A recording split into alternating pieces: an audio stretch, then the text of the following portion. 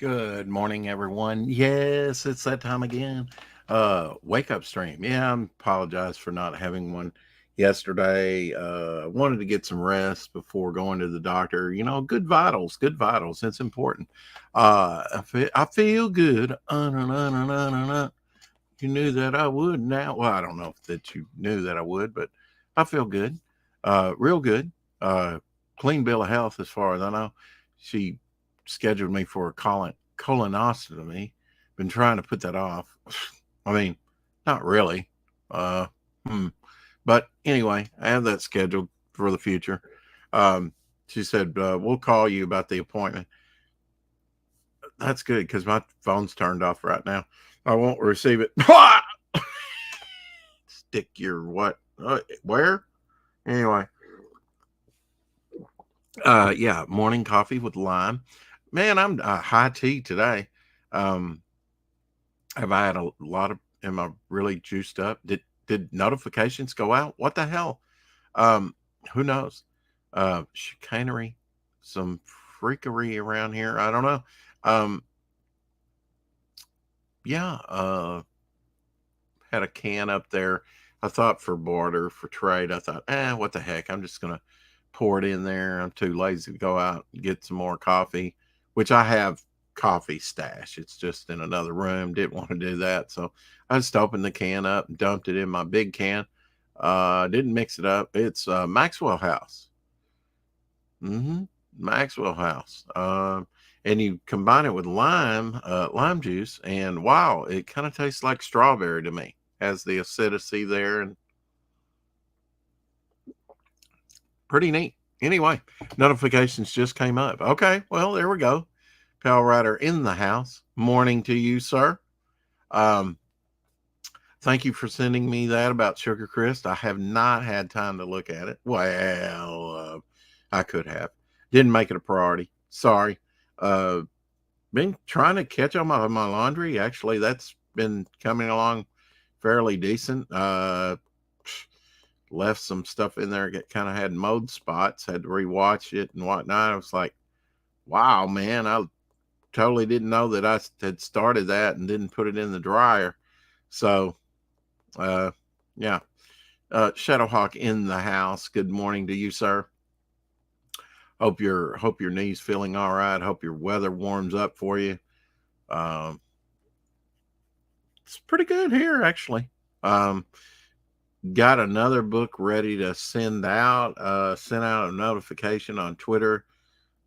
Should send out some to Facebook. Like I think it was 20%, maybe more than that, maybe 30%. I think it was 20%. Was looking at the analytics of the campaign. What campaign, you might say? Really? You've not heard of the Devil Flyer Black and White Ash Can?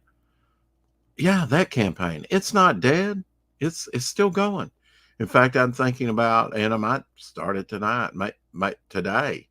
Uh, it's just a short, funny. You might not know enough sugar lore to get a good laugh. Eh, you know, it's all right. I'll make it up as I go along, like I do this show. Ha! Anyway, um, yeah, maybe on topic list tonight. I think it's on Jason Bascom's. It was on Jimmy Reyes last time. It was kind of it was meant to be what it was meant to be. Uh, I think you said 27%. Yeah, maybe. Okay. When we talked about it. Okay. 27% came from Facebook. So I need to post more, get a lot of support through Facebook. That's amazing, actually. Um, you'd think the majority of it would come through Twitter because I'm very active on Twitter and I hardly do anything on Facebook.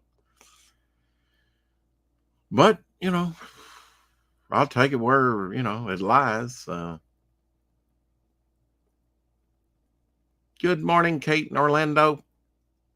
What's the tisk tisk about? Tisk tisk tisk tisk tisk tisk.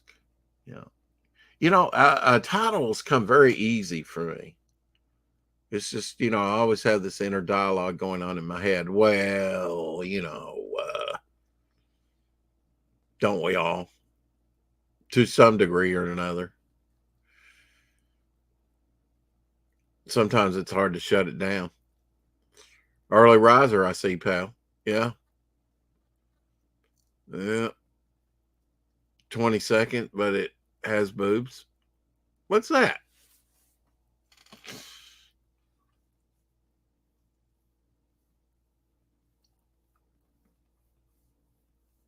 Yeah, I was up already. Doing laundry, Kate. Doing laundry. Easy. They just make no sense. Yeah. Oh, earlier. Let's see. It jumped on me. Early riser. Let's see. Let's see. No shadow. You and what? No shush. Kate's an early riser, so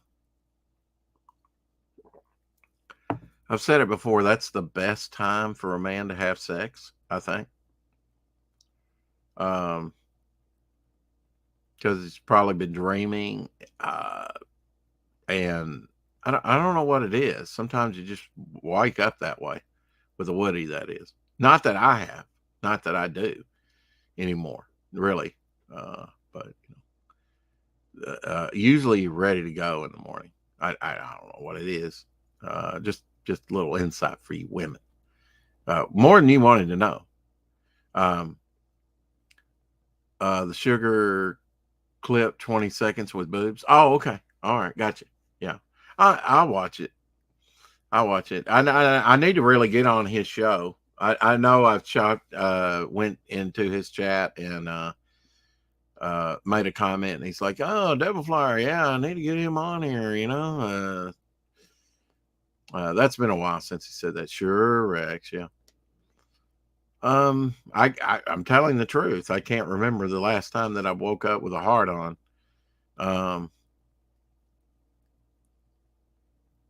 But sometimes it happens. Anyway. So the moral of this story: don't shake Rex's hand in the morning. I don't know that there was a moral to that story. I was just being brutally honest. Uh, that's what the early morning means to me. It's like I usually wake up to get more comfortable in the bed or go to the restroom or something like that. Oh Lord, help me.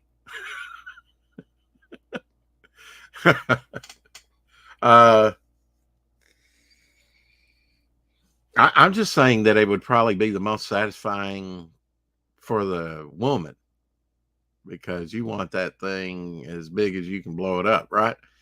Anyway, tisk tisk. Yeah. Exactly, Kate. Exactly.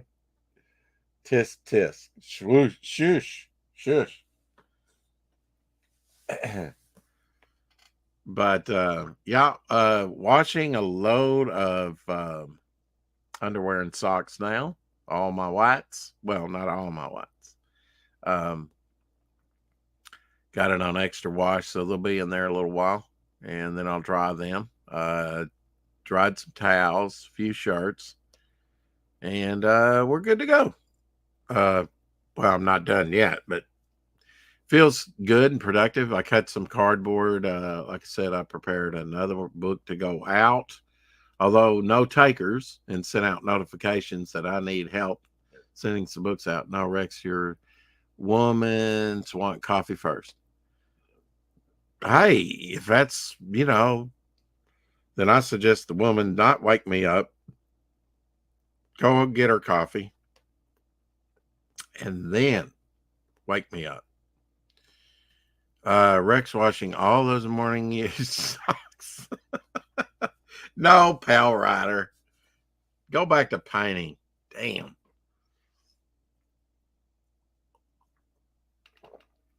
But I tell you what, fulfillment feels good.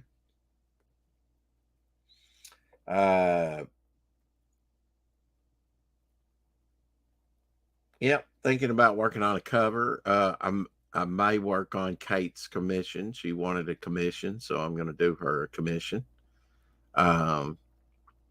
May work on that on topic list tonight. I may get it done some today. If I don't feel too tired right now, I'm feeling pretty good, although I've been pretty active. Try and pace myself. I took a little nap ski,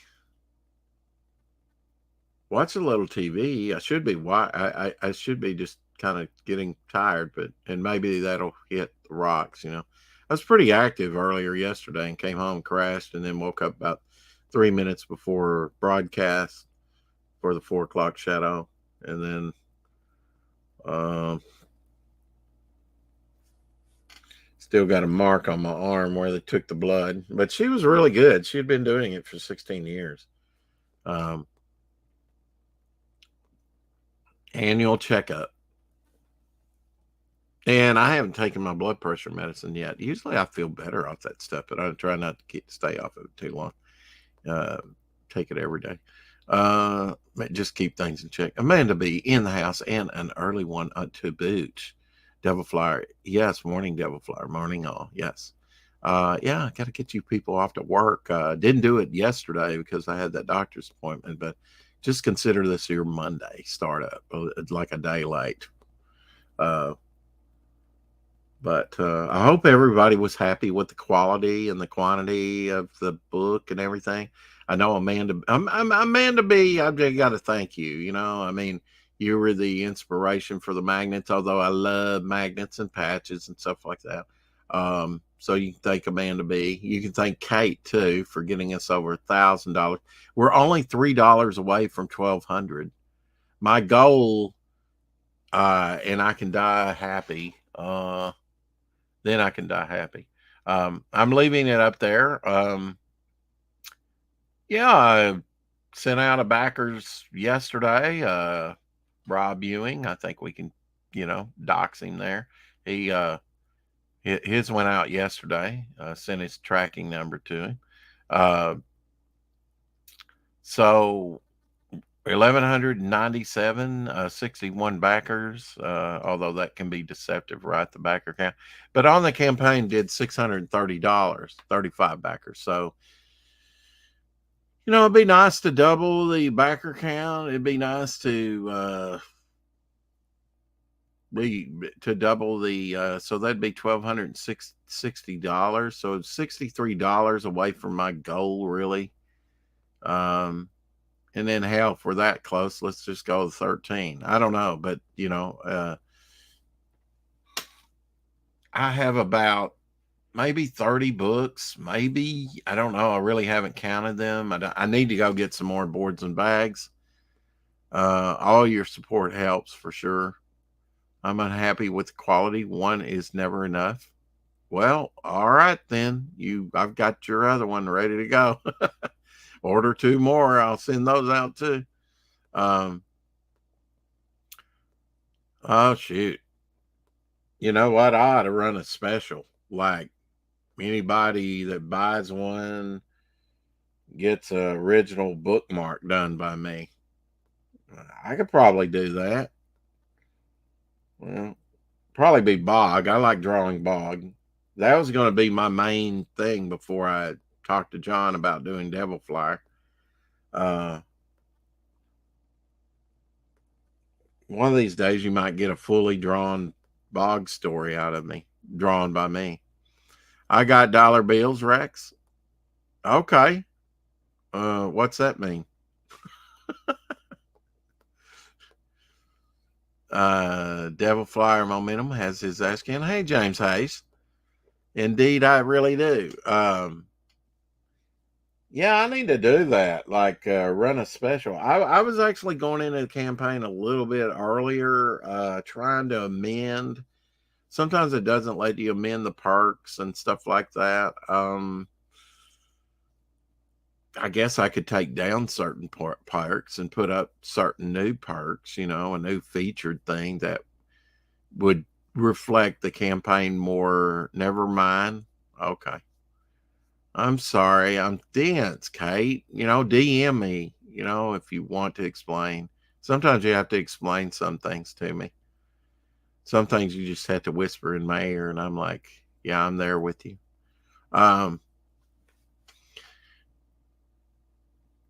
But yeah, had a great idea for an Inner Man cover piece.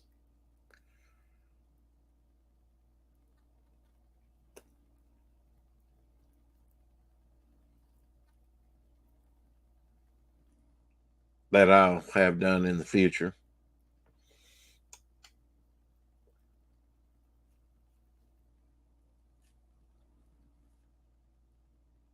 And as much as I want to draw, I'm really, in a doing mode right now. Um, I need to prepare some more envelopes.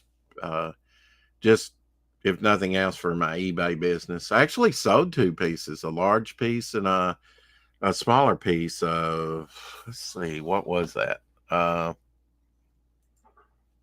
Check eBay real here, quick right here. I've sold West Coast Avengers number 70 production cover, Tom Morgan artwork, and a 19 that was from 1991, 1966 large GI Combat number 120, Irv Novak Haunted Tank splash page. So get paid for that other. Of course, I, you know, didn't cover my fees, so that Avengers probably going to cover my monthly fees on eBay. The other probably needs to go to some other PayPal fee too. So probably not going to see any money out of that, but that's that. Well, I probably need to see a little bit out of it because I need money to ship stuff out continually to ship stuff out. People's going to love that commission piece of, yeah. Oh, okay. No, no, Kate, I told you you're not paying me for that. That's uh you're not paying me for that commission piece. I told you you're going to get that for free. You want to commission me for something else and pay me for that, I'm fine with that. But you helped get us over $1,000, and that's your reward. So I probably will finish your commission piece tonight on topic lists, and get that out of the way. If you want to commission me for something else, and it could be the same character if you want. If you want to wait and see how I did on the other, that's fine too. Mucho apreciato. I have to figure out this PayPal thing, and I don't know if it'll work with the auction. I mean, it didn't work with the auction last time. So, because it's in my friend's name, because we share his eBay. Because I got kicked off by Pez. Pez violation. That was like 20 years ago. That's amazing. It's almost like it's probably been 20 years. Hit that bell, make Rex jingle. Takes a lot less than that to make me jingle. But I get your meaning. Kate is good people, even if she never shuts up. Wow. Okay. I don't know. We have some women talker within the community. You get a man to be cranking, and she'll, she can crank out some of that blather too. She's probably getting ready for work. And where are you, Shadowhawk? Man, that's a story. Paz canceled Rex. Yeah, it is. You want to hear it, James? Kicks Shadow, he falls down, and I shut you down.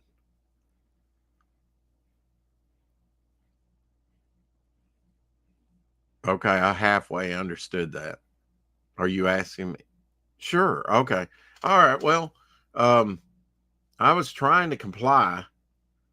I kept trying to relist, and they were like, yeah, you're violating and you're not going to listen. And I went to Wednesday night church and came back and had nothing. It was like, I had like 750 items listed, which takes a long time.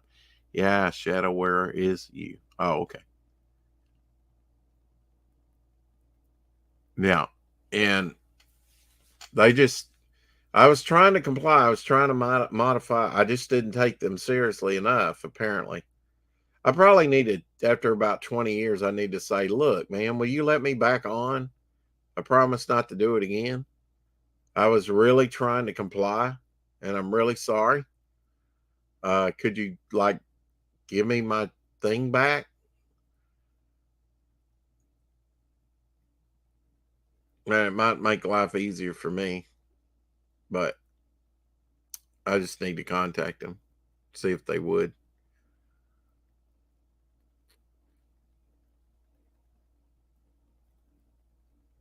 I'm in the freaking frosty Midwest. Yeah. No movement confirmed. Gable Penny shot in the house. Just use a different email. Laugh out loud.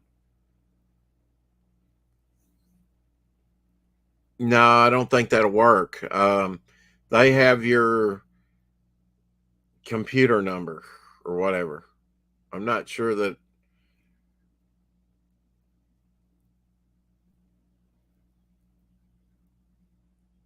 I might try that. I was called Pez and Comics for You. The number for you.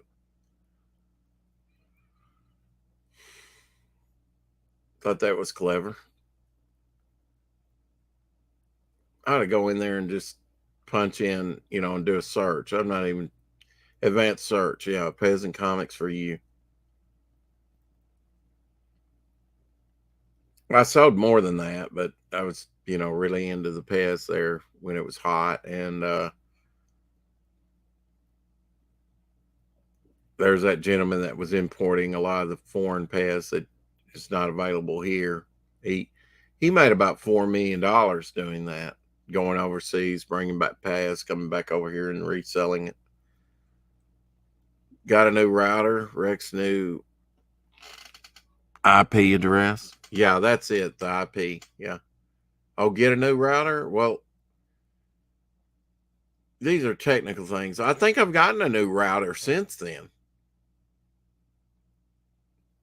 So maybe I could, change my email address and the router's changed out and maybe the computer's changed out by now. And I really wouldn't want to go under Pez and Comics for You, though, would I? They still have my name and address and whatnot. I guess my address would have changed in that time. They still have my name. At one time, I went on there shortly with my middle name, Alan Christian, ALAN. Either a separate PayPal or you can make a Venmo account, basically the same thing. See, when it comes to technical things and instructions and stuff, it's like, yeah, I need a friend. Try it, Rex. Yeah, probably need to. It'd probably make my, well, I mean, it would solve the tax problem. You use Cash App? Yeah. It would solve, they changed good old Biden administration, PayPal and all that. I'm sure they're under pressure and they're woke. PayPal's done some woke crap with some information of people and stuff in the past or something recently. I don't know. Can't remember all that PayPal did, but yeah, I don't trust them. Yeah, they changed it. You could like I could sell like up to $20,000, and I have before. I've sold $20,000 worth of collectibles in a year. Uh, it's not that hard to do once you get started. Um, you put in the work. I'm still selling stuff. I haven't put anything new on in a long time, and it just trickles in. That's passive money there. I've already done the work, so it just kind of trickles in. And if I could find my digital camera and put some new stuff on, I would be even better off. I'd That's what I need to work on, finding that digital camera, among other things. Need to find some scripts around here and dialogue and art and all kinds of stuff. Put up some of these collectibles so I can bring down some more collectibles to show you. But yeah, that's why my telephone's not in my own name. It's been in my friend. Yeah, you could go by Rex 8, Raw Christian, R.A. Christian. But people will think you're making a political statement. Really? You know, real American Christian? I'd be fine with that.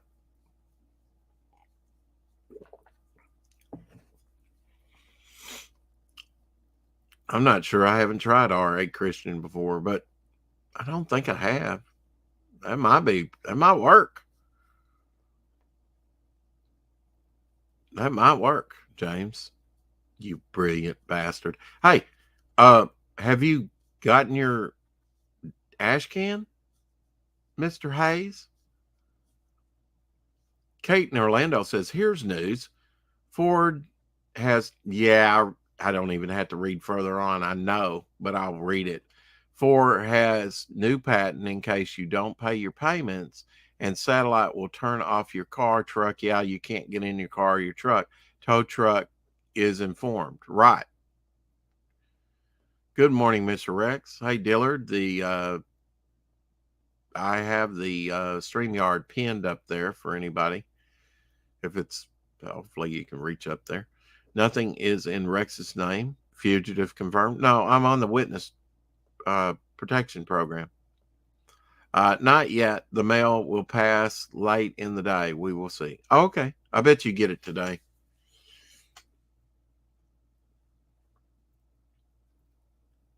No surprises. I added you to the dedication page on the inside back cover, James.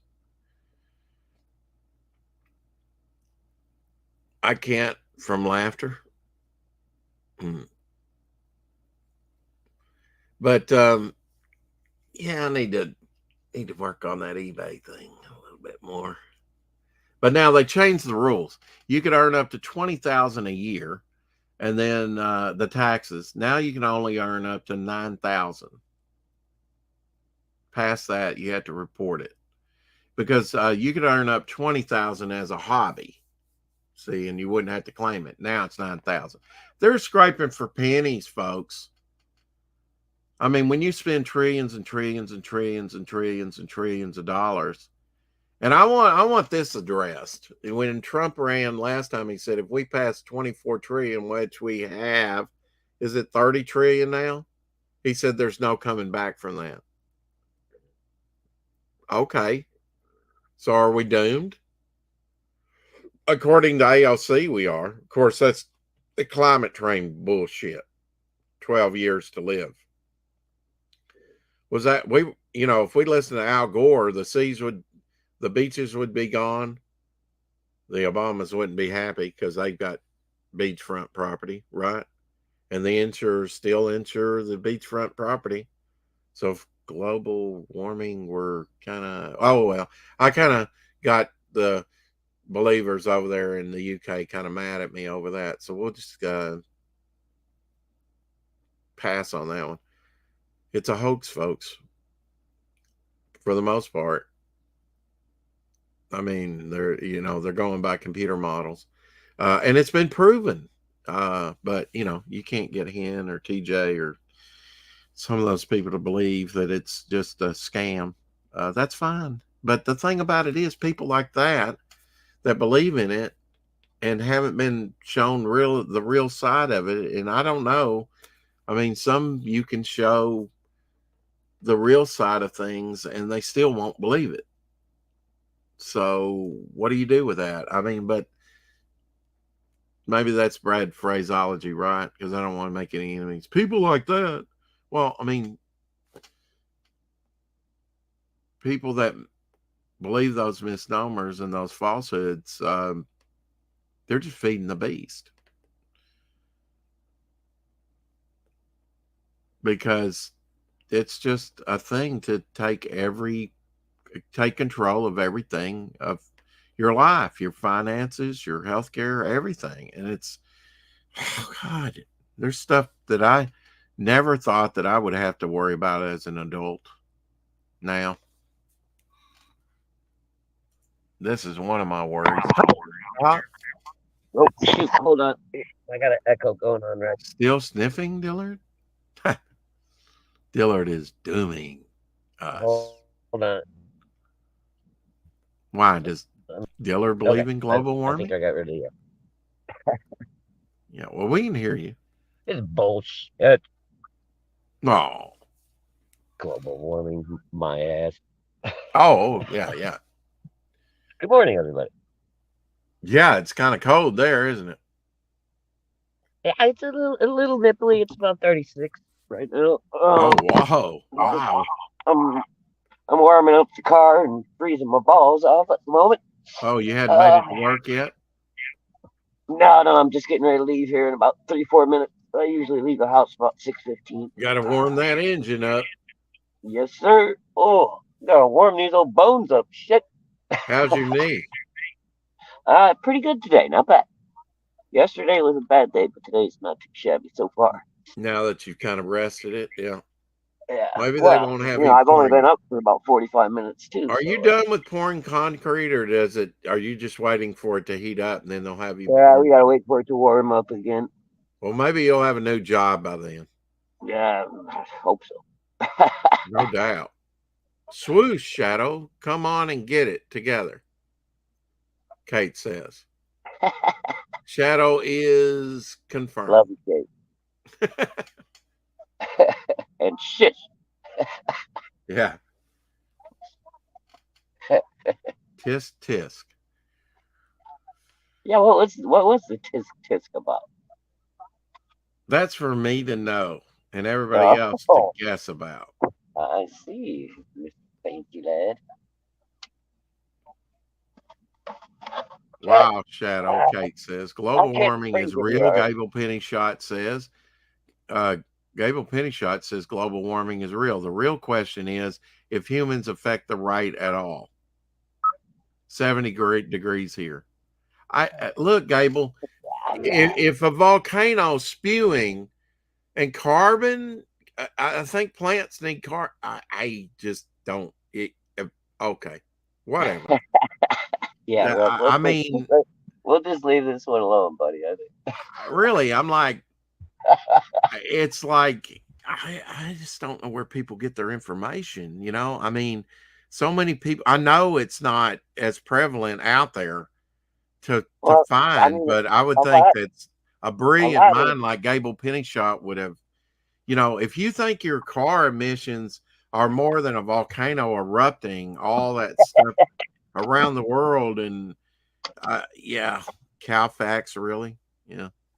yeah, like we're Like really making a dent compared to China. Come on. 70 degrees, Pale Rider says here. Yeah.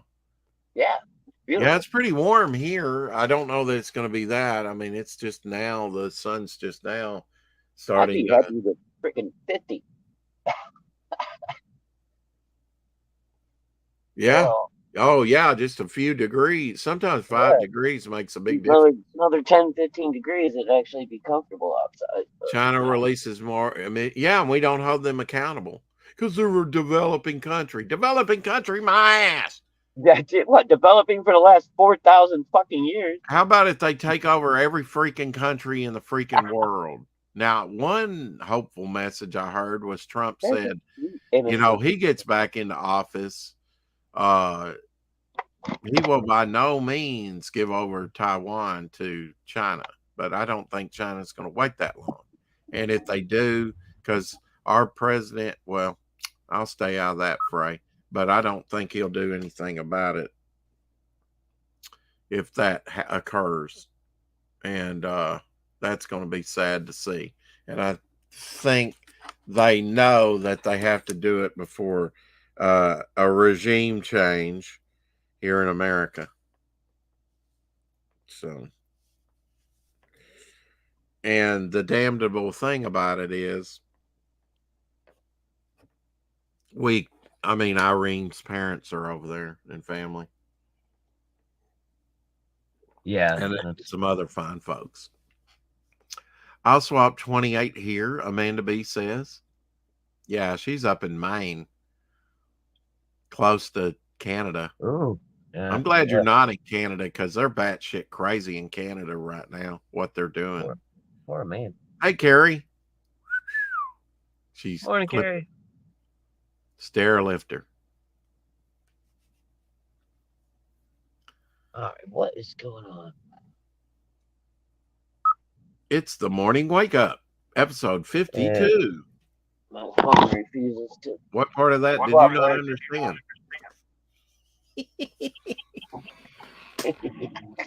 I'm charging my phone because it's totally dead. Oh, good. It's 91% there.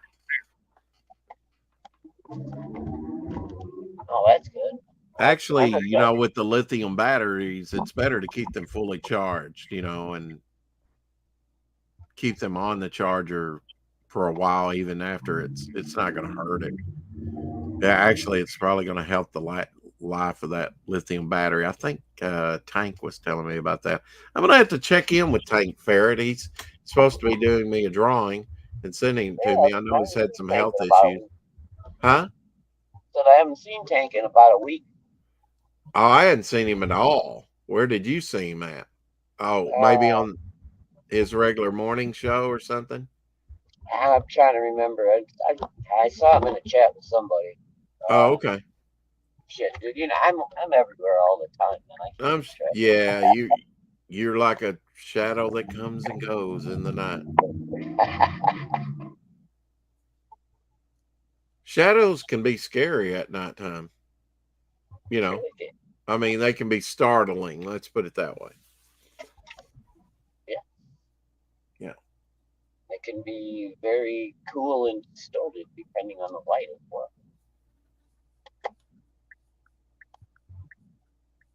It's actually light outside while I'm driving to work. This is insane. I think I'll wait to draw for topicless,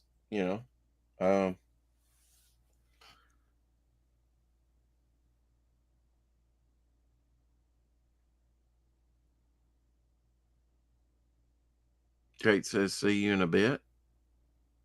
Thinks she's got to go get some more coffee. People can be scary when they lack morals. I guess absolutely. My shadow is the cutest black cat. Carrie, is your boyfriend still there with you in the UK, or has he went home? Just curious. And with that said, a song pops into my head. One of those 80s songs, having the time of my life, and I never before. Anyway, I swear.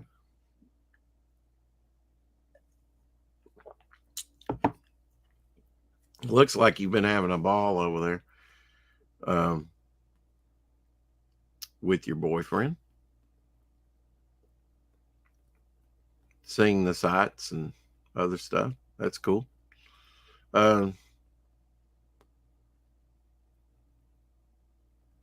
I think I'm going to do laundry, prepare some more envelopes and stuff like that. Good morning, Dillard. Good morning. How are you? Dillard. Just got back from my morning run over to the AM PM. Yeah. Got my coffee and all right. My sausage and croissant sandwich. Oh, woo. Yeah.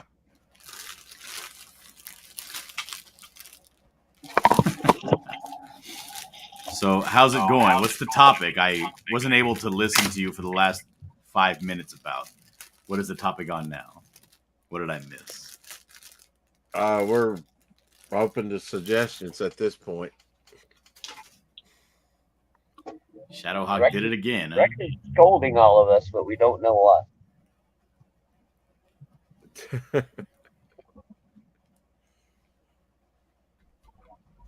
Now do you take the children to school? Yeah. Chilling. Yeah.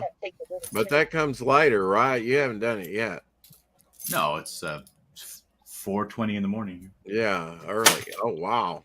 It's 4:20 for you. Wow. You working late? No, I just got up. Oh, just got up. Okay. You think breakfast is the most important meal of the day? Yeah.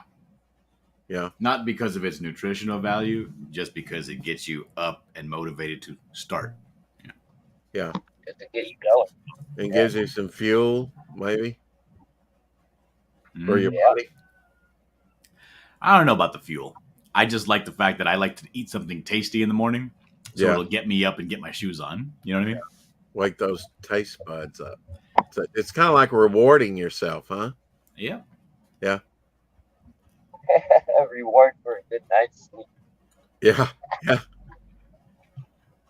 Yeah, you're digesting and your immune system, when you're asleep. The day is not guaranteed, Shadowhawk. I'm grateful every day I wake up. That's true. Yeah. Right? Now, have you watched all of The Chosen? Are you through every episode now? Yep. And that's all 3 seasons because they've completed the 3rd season. Mm-hmm. How long are you going to have to wait for the 4th season to come out? Don't know. I don't know. But I'm happy to wait. When you started watching it, how many seasons were completed? 2. And up 2? And so when did the 3rd season come out? Can you remember?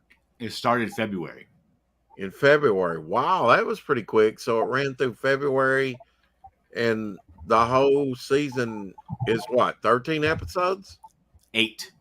Oh, 8. Wow. Okay. Is season 1 and 2 also 8? Mm-hmm. Okay. Hey guys, I gotta go, man. I can't hear anything. My phone's not cooperating. I'll be back in a few minutes. Okay. Right. Fuck off, Shadowhawk. Yeah, he can't hear anything. We'd say anything at this point. Even saying bye to him is fruitless. And I know he can't hear us because I don't hear my echo anymore. All I hear is highway noise. My phone's not Well, cooperating. just kick him out. He's still making noise. Later. See ya. Still here. There, I removed him. I don't know when to bring him back, though. He said he'd be back. Nah. What in the world is going on? I don't know. I'll mute him. Golly. Pale Rider says The Chosen is a good TV series. Pale Rider says, I miss the days when a season was only like 20 episodes. When was that? I mean, I know back in the 60s, there was even more than that, probably. I had to bundle up. It's getting cold out there in these mornings.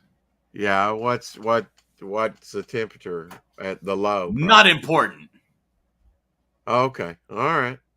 Not important. It's cold to you. I don't talk about weather. Okay, I know you don't. That's not true, but I'll let you slide on that one. I rant about people ranting about weather. Yeah. Well, that's your preference, but I have heard you mention the weather before. When it's an aberration. I mentioned the weather, yeah, if it pertains to the story I'm about to tell. Ah, okay. I'll say, dude, it's bitter cold outside, so I put these gloves on, right? These ones that I got, and then I'll start the story that way. Yeah, I knew it was you. I knew it was you, Carrie. I read your comment, and then I said, Pale Rider, I missed the days when a season was 20 episodes. I knew you said it was a good TV series, Carrie. According to Google, they will begin filming season 4 of The Chosen on March 27th. Okay. Wow. Cool. they're just chugging right along, dude. And they get better and better. Yeah. How Well, far here's the up in thing. the I'm sorry, go in the ahead. Bible? What was the last story? They're at the point right now where they were crossing the sea and they see Jesus walking on water. Oh, okay. Yeah. So they're covering air. Now, does it start out? So basically, it's telling the 3.5 year ministry of Christ, Yes. because Christ is in every episode. So, Yeah. yeah. So he probably begins by, well, I don't know if he begins by in the narrative, but Starts with selecting. Mary Magdalene. Yeah. Well, yeah, I guess his birth and all that, right? Joseph and all No, it starts that. Oh, with Mary him. Mag. It starts with Jesus exorcising a demon out of Mary Magdalene. Oh, wow. Oh, so he's already into his ministry by that point. So No, they, this is the beginning of his ministry in the show. right. There, Shadow kicked himself somehow, or his phone did. That's preferable. It does take a while for him to kind of gear up and actually start, because he's going around the wedding and Cana and all that stuff. You know what I mean? Right. And once that happens, that kind of kickstarts everything, because that's the first time that his signs and wonders are public. Right.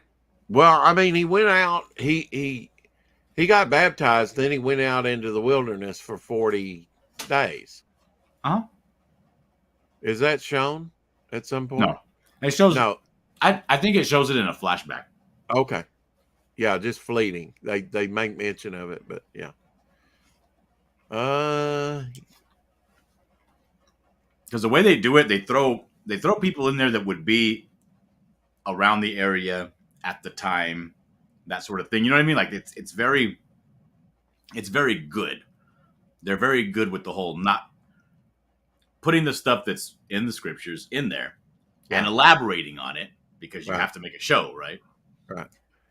But not putting in anything that you're going to be like, this is fucking bullshit, and run away. Right. Yeah. Hey, Apex Comics. Carrie says Brandon. You seem like the kind of person to me, Rex, that's very fast to be like, this is bullshit, I'm out of here. No. Absolutely. The Lamb of God, which I don't agree with the Mormons, but like in 91, they came out and was first distributing out on VHS and then disc copies house to house and stuff of Lamb of God, which was one of the, I mean, before the Passion of the Christ came out, was probably the best depiction. I mean, just cinematic depiction of Christ and what happened. But then they, at the end, throw in, and Christ came to North America and visited the Native American Indians and the Mormon stuff at the end. But up to that time, they probably had the best cinematic release I've seen. And then the Passion of the Christ came out. And I haven't seen all of the Lamb of God. I've only the seen Mormon. pieces of it. Yeah. This makes it look like dog turds. Yeah. Well, that was made 30 years ago. I'm not talking about graphics. I'm talking about the whole watching the viewing experience, Yeah. Like they bring in Nicodemus real early. Yeah, I like the story of Nicodemus. Nicodemus, why are you in that tree? Come down from that tree. That's my confirmation name. Oh wow. Did they depict him as a short man? No. They got homeboy, what's his name? Remember the movie The Mummy? Yeah. With Brendan Fraser? Yeah. The guy that's the curator of the museum where the girl works at? Oh God, I can't remember. I didn't really focus on the Mummy movies. I thought they were find kind his of name. But he's a pretty well-known actor. Did you like the Brendan Fraser Mummy movies? Oh, I loved it. Yeah, it was great. Yeah. A lot of fun, absolutely. A romp. Fun. Yeah. Absolute. Just great cinema experience watching those movies. Dillard, have you seen the movie I Can Only Imagine? Amazing Christian movie. Carrie, does that have Mercy Me song I Can Only Imagine featured in it? Probably. does. Yeah. What's amazing about Mercy Me's song, I can only imagine, is it crossed over in country and His name is gospel and pop. Eric Avari. Do you know Eric Avari, the actor? Have you got a picture? I do. You want me to share my screen? Sure. Sure. 1 second. I'll here. probably recognize him when I see him for sure, but I just can't from his name. Here you go. All right. Oh yeah. Yeah, Yeah, he plays Nicodemus. yeah. I think he's played in another biblical movie that I've seen before.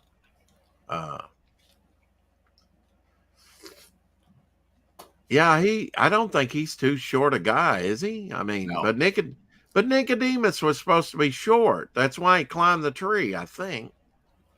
I don't know. Maybe I'm projecting. It's been a while since I've read that story, but because there was a crowd, if you had a crowd of like a few thousand people and you wanted to see Christ, you'd probably have to get up in a tree to a vantage point to see. If you were a short guy, especially, you'd want to get up in the tree to see. Yeah, he's a good actor. Yeah, he's great in this, and I love how they do John Baptist. I love how, and the thing is this: the show is long, right? And they do it very well, and it's all just character driven until you get to the point where it's like Bible driven, and then it's like, oh, it cuts you to the core. You know what I mean? Mm-hmm. But the thing is, when it does happen, it's so significant because you care so much about how they're building up these characters. Yeah, I'm going to dive deep into Chosen here pretty soon.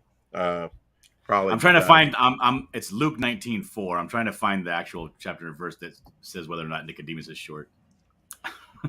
Okay, there you go. It just says that he's climbing the sycamore fig tree to see him because he was coming that way. I don't know if. Yeah, that if it ever indicated that he was short.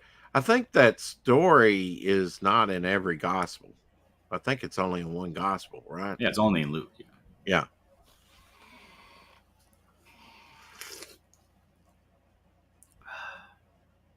What do you have a favorite apostle? No.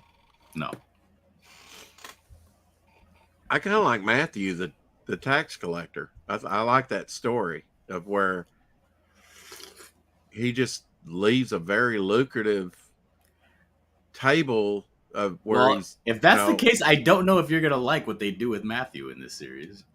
Oh, well, I mean, I'm not saying I really like Doubting Thomas too. I really like Thomas just by the story of where, he comes back. I won't believe unless I see him and put my, finger in his hand and, my hand in his side and all that. And actually, there's a early 60s, I believe it's Catholic movie, because they used to do that for TV, produce productions as they do today. Like, you've seen the football movie Facing the Giants that came out, or maybe some of the other Christian movies that's come out over the years. Like the Potato Eaters, I think was one of them. I've seen a few of them. I'm gonna be very honest with you. Yeah. By and large, yeah, I have not been impressed with any Christian produced Bible content. Right. There's been a couple of secular things that have been produced that I really enjoyed that were religious, but I don't. It seems to me that they are too bogged down in the mire of the message rather than the delivery. Yeah. I want it delivered well. Right. Yeah. Oh, I know what you're saying. Do you like the TV production Lamb of God? I think it was called, right? From the 70s that had Ernest Borgnine and a bunch of other actors in it. And it was a British It does actor. say he's short here. Here it is. Oh, it does. Okay. Jesus entered Jericho and was passing through. a man there by the name of Zacharias. He was the chief tax collector and wealthy. I'm not sorry, not Zacharias, Zacchaeus, not Nicodemus. Zacchaeus, yes. Zacchaeus wanted to see Jesus, but because he was so short, he could not see over the crowd. So he ran ahead and climbed a sycamore fig tree Aha, I was to right. see him, since Jesus was coming that way. Yeah, he was a short man. Yeah. Now, what short was back then must have been really Very- short. Like, Hobbiton size. no, I would say probably a little over 5. I think the average height back then was probably under 6 foot. It was Well, the like, average height today is 5'6". So what are we talking about here? Oh well, he could have been under. Yeah, boy, he If could he have was been short back then, he's probably 4 foot and change. Yeah, 4 foot and some change. Yeah, probably, maybe. Yeah, but those actors aren't that plentiful. But they need work. So Hollywood, get it right. I don't know if This is produced. Zacchaeus, not Nicodemus. This is Zacchaeus. Can you tell me where is it? Is it filmed up in Canada? I don't know. You don't know? I talked about this last time with you. I definitely am one of the people that wants to separate the creator from the creation. Yeah, you just want to hear the story. Yeah. Yeah. I don't care what they do.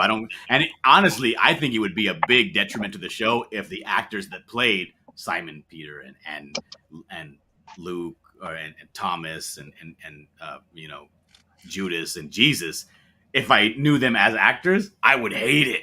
I would hate it to death. What is your impression of the actor that plays Judas? I like it. Well, I know, but I mean, if you were to meet him on the street, what type of person would you be? Oh, What does he come off as? You'd be a backstabbing little bitch. no, he comes off as kind of like probably one of those dudes that would be like, let's go to the park. Like he would be one of the guys that would go and play soccer recreationally, like in a league. That's what he comes off as. One of those. Somebody that would join up for a softball league. Oh boy! Wow. Well, Judas Iscariot. Iscariot is not his last name. That's where he's Judas from. Iscariot Hog Wallop. No, now you're interjecting your witchcraft brother, where art into. thou? Yeah. Oh, is it? Okay. Remember when his brother rats him out because he escaped from prison? I've watched that a couple. Judas Iscariot Hog Wallop. I've watched that a couple times. My brother loves it. It's one of his favorite movies. It's a good flick. Yeah. It's just that who's the main guy in that, the actor? Jorge Clooney. No. Jorge. Oh, yeah. Clooney, yeah. Yeah, he's such a liberal. It just spoils it for me. He's the paterfamilias. Yeah. What he said. Shadow, are you in the only good car? thing you ever did for our kids get hit by that train? Yeah, I'm here at work now. I can hear again. Hey, Glenn Fleming. Have you guys Morning, been to bed yet?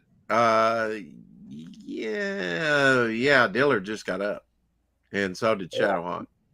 Yes, sir. Me, not so much. I've been up a while.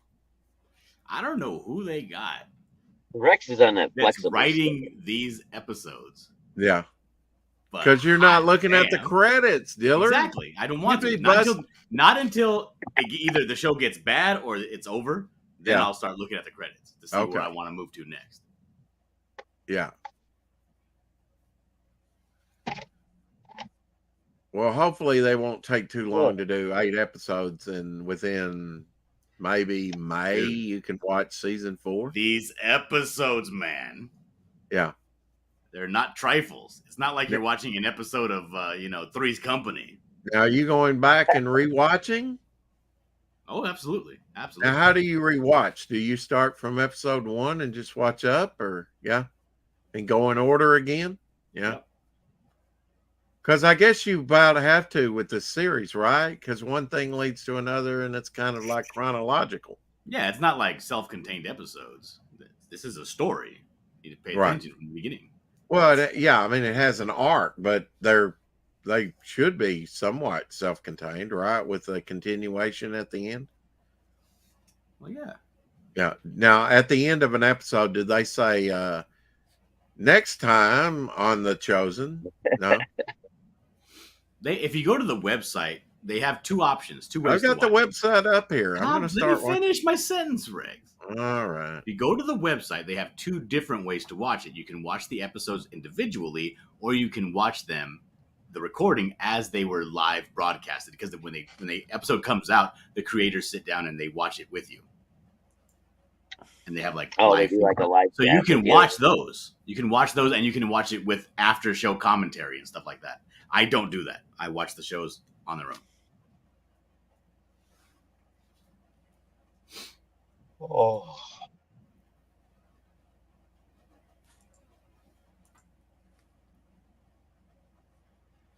What really got me was the I don't know if you've seen this on YouTube or something, but it's that pastor that was he had some sort of a trauma happen to his throat, and he couldn't talk for about 3 or 4 years.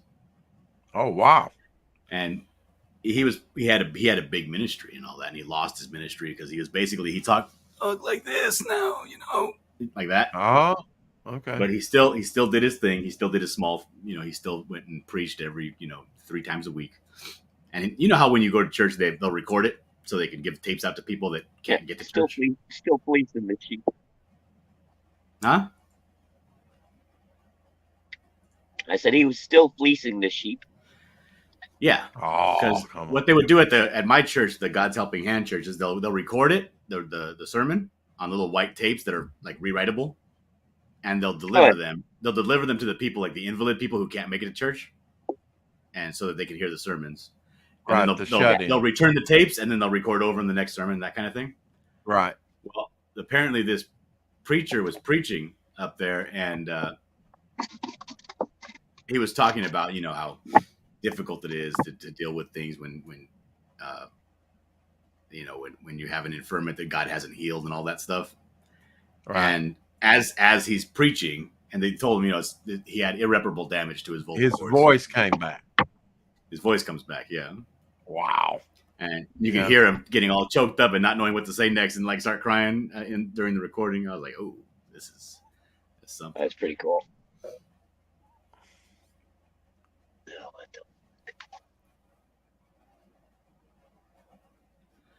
But yeah, definitely. Have you started watching it yet, Rex, or no? Might as well say no, because I just started it and I got called away and started and didn't get back to it. Right. Yeah. So might as well say no. Didn't see enough of it to tell you anything about it. But the thing is, they focus on, like, each episode has an A story and a B story, and then it has like a framing device, like a context of like the lesson or lessons they want to kind of get through in the story. They don't teach or preach. It's just, it makes you think about it, right?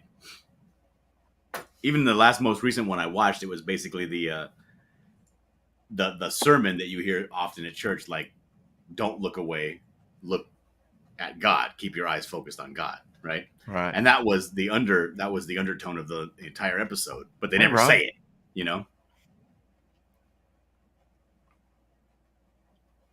Rob, be looking for your book to come in the mail, maybe today.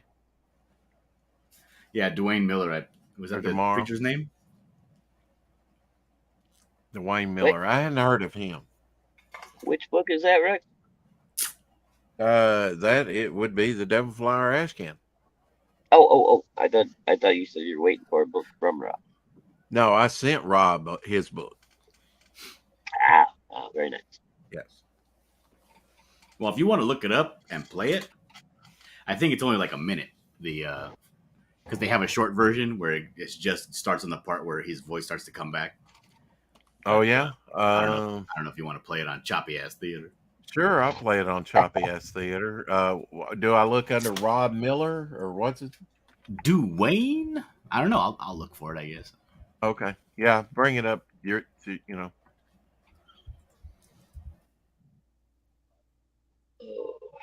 If you bring it up, it goes over your internet, doesn't it? If you've got control over it, doesn't it? Wouldn't it play smoother? I think it all goes through your StreamYards. It goes through mine and still choppy. Yeah, I think Okay. so. Sweet. Yes. Yeah, I sent your tracking number to you, Rob. Yeah.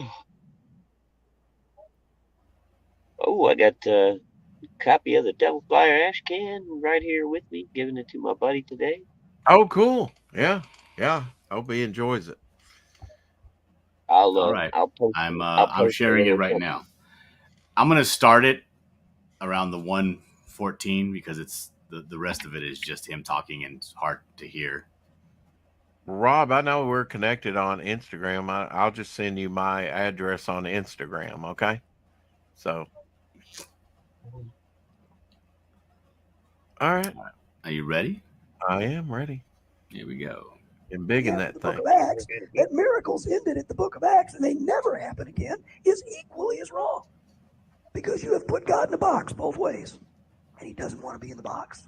So the psalmist says, I'm excited. Bless the Lord, O my soul. One of his benefits is he heals all of my diseases.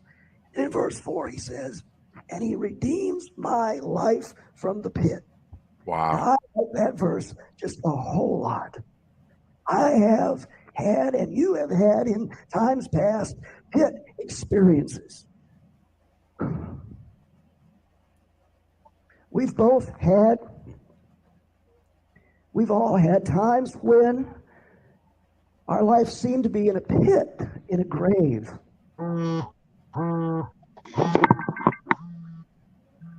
And we didn't have an answer for the pit we find ourselves in.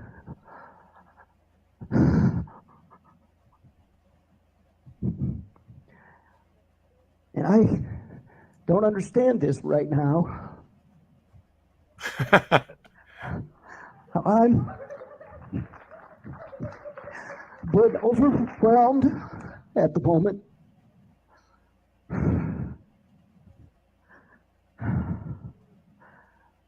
I'm not quite sure what to say or do. Better praise the Lord.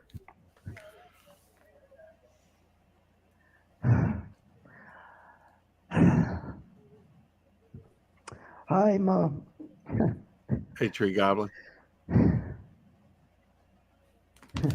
sounds funny to say at a loss for words.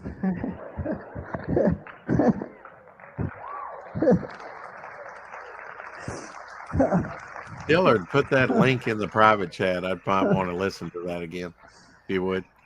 Of course. Thank you, Lord.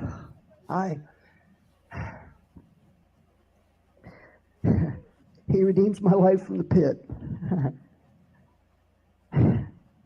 and crowns me with love and compassion. He satisfies my desires with good things so that my youth is renewed like the eagles. The Lord works righteousness and justice for all the oppressed. The Lord is compassionate and gracious. The Lord is slow to anger. The Lord is abounding in love. The Lord will not accuse, nor will he harbor his anger forever. He does not treat us as our sins deserve. That's mercy. Or repay us according to our iniquities. That's mercy. For as high as the heavens are above the earth, so great is his love for those who fear him. As far as the east is from the west, so far as he removed our transgressions from us.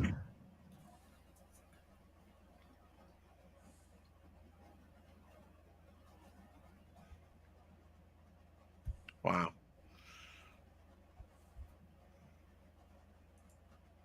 Wow. Awesome. I'll drop the link to that in your private chat. Please. Yeah. I might want to listen to that again. That's wow. So he had his vocal cords damaged, scarring on the vocal cords, never be the same again, and just bam, he's just saying those healing scriptures, and it just preaching the gospel, and it almost hurt to listen to him, didn't it? Because it's like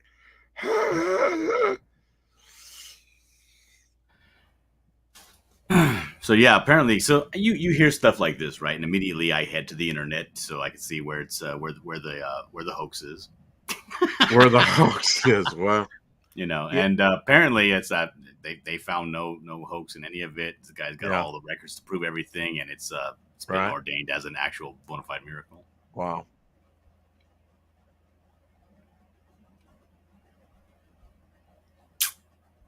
That's under Dwayne Miller video, Crossroads Roads Church. Do you know where Crossroads Roads Church is? I think it was in Texas or something like that. And I gotta go back and find the article again. It gives me all the info.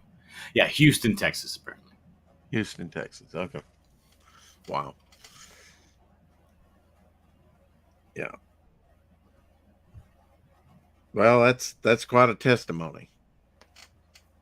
And they say you don't have a testimony without first being tested. So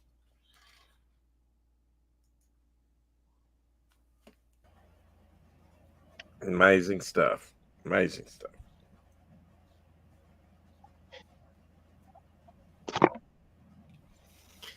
Shadowhawk, are you geared up and ready to go in? Yeah, I don't I don't know if I'm ready, but I'm getting there. Yeah. What'd you think about that? Pretty amazing, dude. Hearing his voice come back like that. Yeah, that's pretty wild. And it Gives just me kind hope for of my gives me hope for my knee. it wasn't, he kind of eases into it. It's not real abrupt, like, he's talking like this, and then all of a sudden he's just talking normal. It was like Yeah. he got a little less raspy, and then just. Yeah. Now, there are instantaneous miracles, but some is a process, right? Just like even Christ had to pray multiple times over one guy's eyes to be healed, right? I mean, I think that was the one where he put the mud and the spittle on his eyelids. I'm not sure if that's the one or not, but yeah, Lamb of God from the 70s. Have you seen that made for TV 3-night event? Oh, I think know I that- did. Dillard, because it has one of the most touching scenes that I've ever seen when he heals the was it lame or blind? Let's see, the guy in the temple. Oh, it was the blind guy, because the Pharisees, this man was never blind, and the Pharisees come up, attacking Christ, and they even called in the scriptures. They called his parents in, and they like, yeah, he's been blind since birth. They just confirmed it. But he says, with anticipation on his face, all he says to the blind guys, he's like, where is he? Running through the temple, where is he?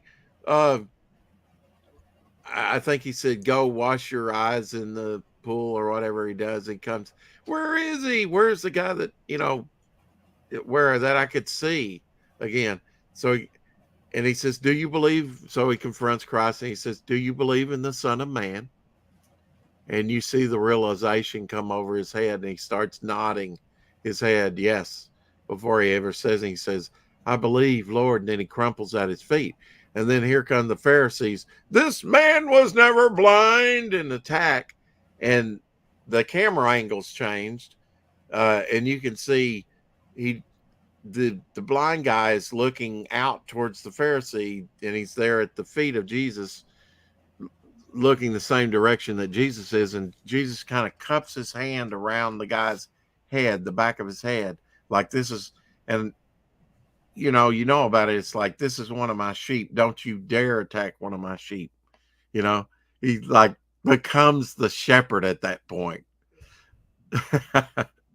against the accuser. It's pretty awesome to see.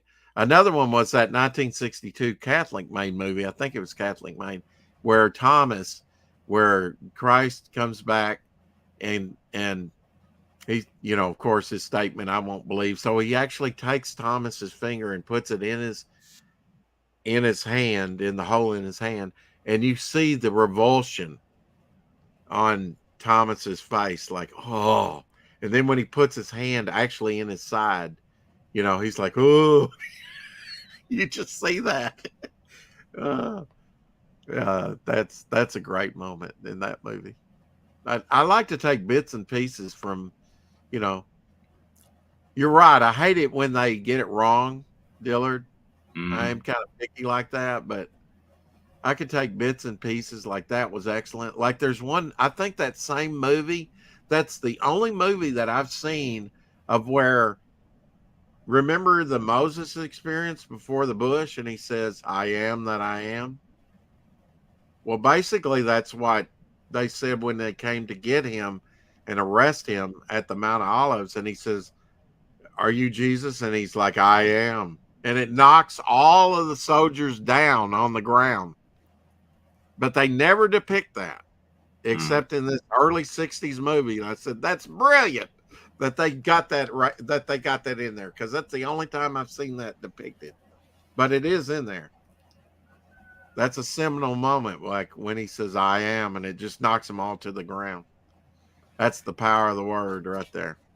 One of the best things they did on this show, The Chosen, was there's a scene where he goes to Nazareth for the last time, and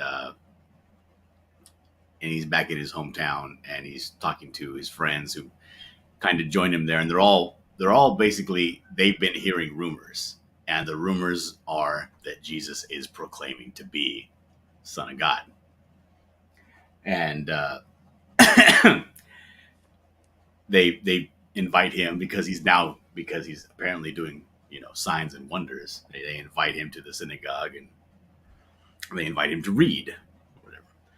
And in the middle of it, they kind of get, things get a little bit heated, and they make the accusation, and he's being real vague with his answers.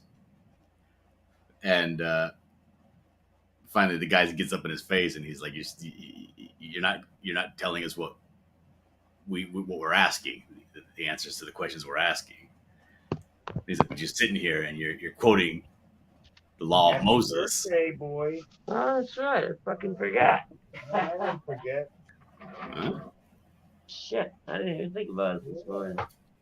Yeah, it's Shadowhawk's birthday. Happy birthday, Shadowhawk. Well, Happy birthday, thank you. Yeah, I completely forgot this morning.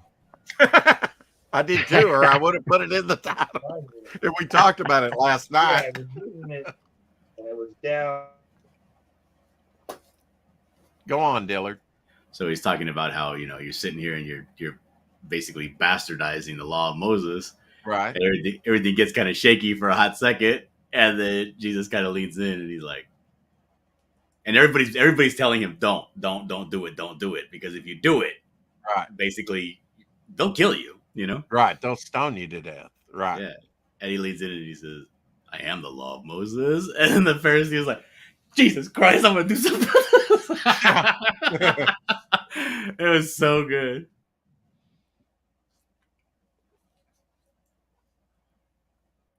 Was this on The Chosen? Yeah. Oh, Oh, yeah. Check this out. Let me share my screen real quick. Okay. It's just like a little quick clip. You won't get struck for it. It's less than like 20 seconds. I can pause halfway through it too. Is this a reactionary video? to Yeah, this? but just watch the Yeah. bottom one. Yeah, I got you. Ready? Yep. Season 2. Jesus, if you do not renounce your words, we will have no choice but to follow the law of Moses.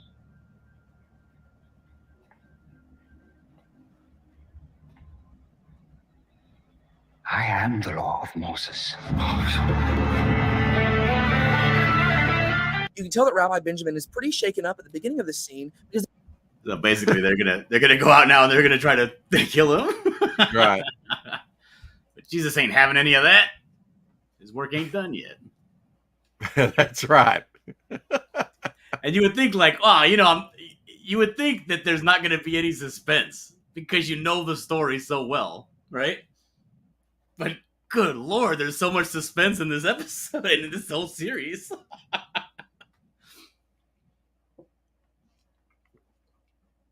Like, let me tell you about this episode that I saw. They break it down like this.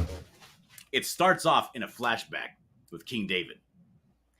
And his people are coming up and they're talking about a new way that they're going to try to do some sermons, right? It's going to be a spoken word thing, a poem, basically, and they're going to have some people chanting in the background singing. So King David's like, okay, I'll listen. And they start it, and they start with a particular verse in the Old Testament, right? And all of that stuff. And then it cuts to the present time, and it talks about Jesus, and it talks about Simon. He's having a hard time with his wife. He's having a lot of doubt, and he's having a lot of anger because they're not, Jesus is now openly preaching to the Gentiles. And he's having a hard time with that because he has a lot of turmoil in his own house, and they just went through, a miscarriage. And, why are we out here? Why am I out here? And he's having this, he doesn't have a problem with his faith, right? Simon doesn't. Simon Peter. He has a problem with being joyful about it. He's over it, basically. They're asking him, hey, we need help. Jesus needs help. We don't have enough money. We don't have enough this. We don't have enough that. We don't have we want to feed these people. There's not enough this. And he's like, what are you telling me for? Tell Jesus. If he wants it to happen, it's going to happen. Stop worrying about it, Uh-huh. He just doesn't want to hear it no more. He's like, yes, I get it. I get it. And I get that I've devoted my life to this. And this is now my duty. And I'm duty bound. And he's seeing it now as being basically duty bound and that he's been abandoned. You know what I mean? Because he's not getting that personal relationship anymore with Jesus. And at that point, his wife is having problems too because she hasn't been able to cleanse herself properly because after she had her miscarriage, she was supposed to, bathe in the mikveh. Right. But the thing is, she's had to do it because the well at the synagogue is broken. It's just sludge and sewage. Wow. And her husband, Simon, has been working with a Roman, Brother Gaius, to repair the well.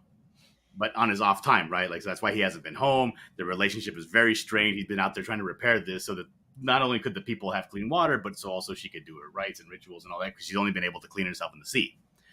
And, and they have this whole thing. Then they do the sermon where the 5 loaves and 3 fishes, you know what I mean? And they do all that. And when they come back, his basket is still full, but he basically just chucks it on the ground. He's like, okay, I got shit to do. I got to figure out a way for these guys to get home because there's a storm coming.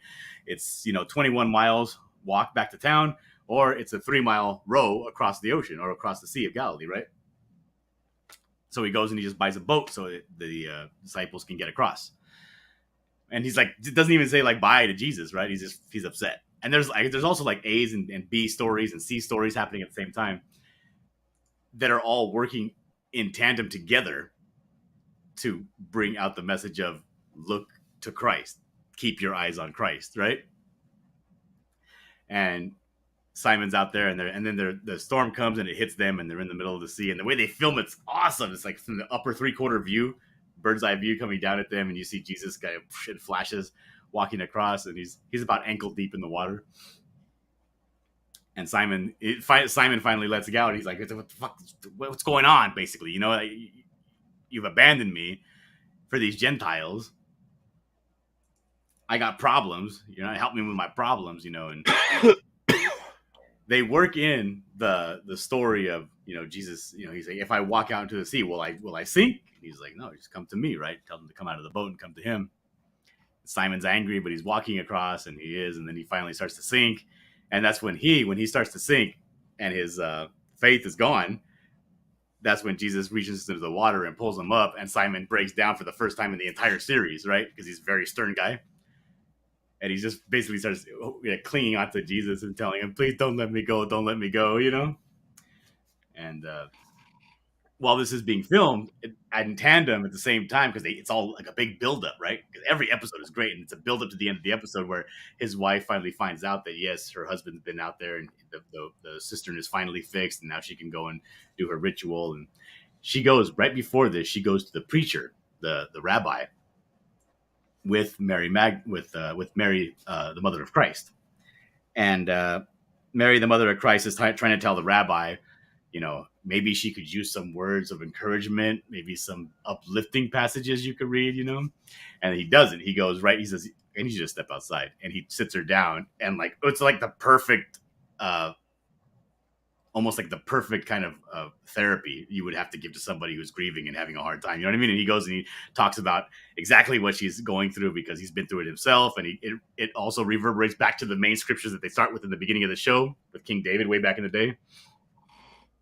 And he brings her to this realization that, let's be grateful. Let's do what we can, and let's seek out the Lord. And so when she goes in, it ends with her going and cleansing herself and praying to God, praying for her husband.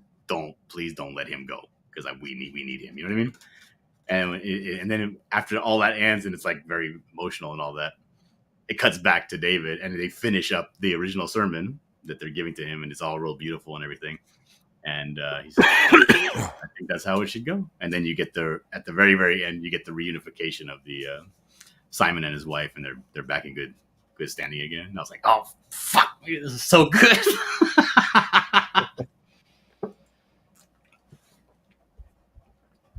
So they have these side stories, which aren't in the Bible, but all of their side stories that they do are 100% grounded in teachings.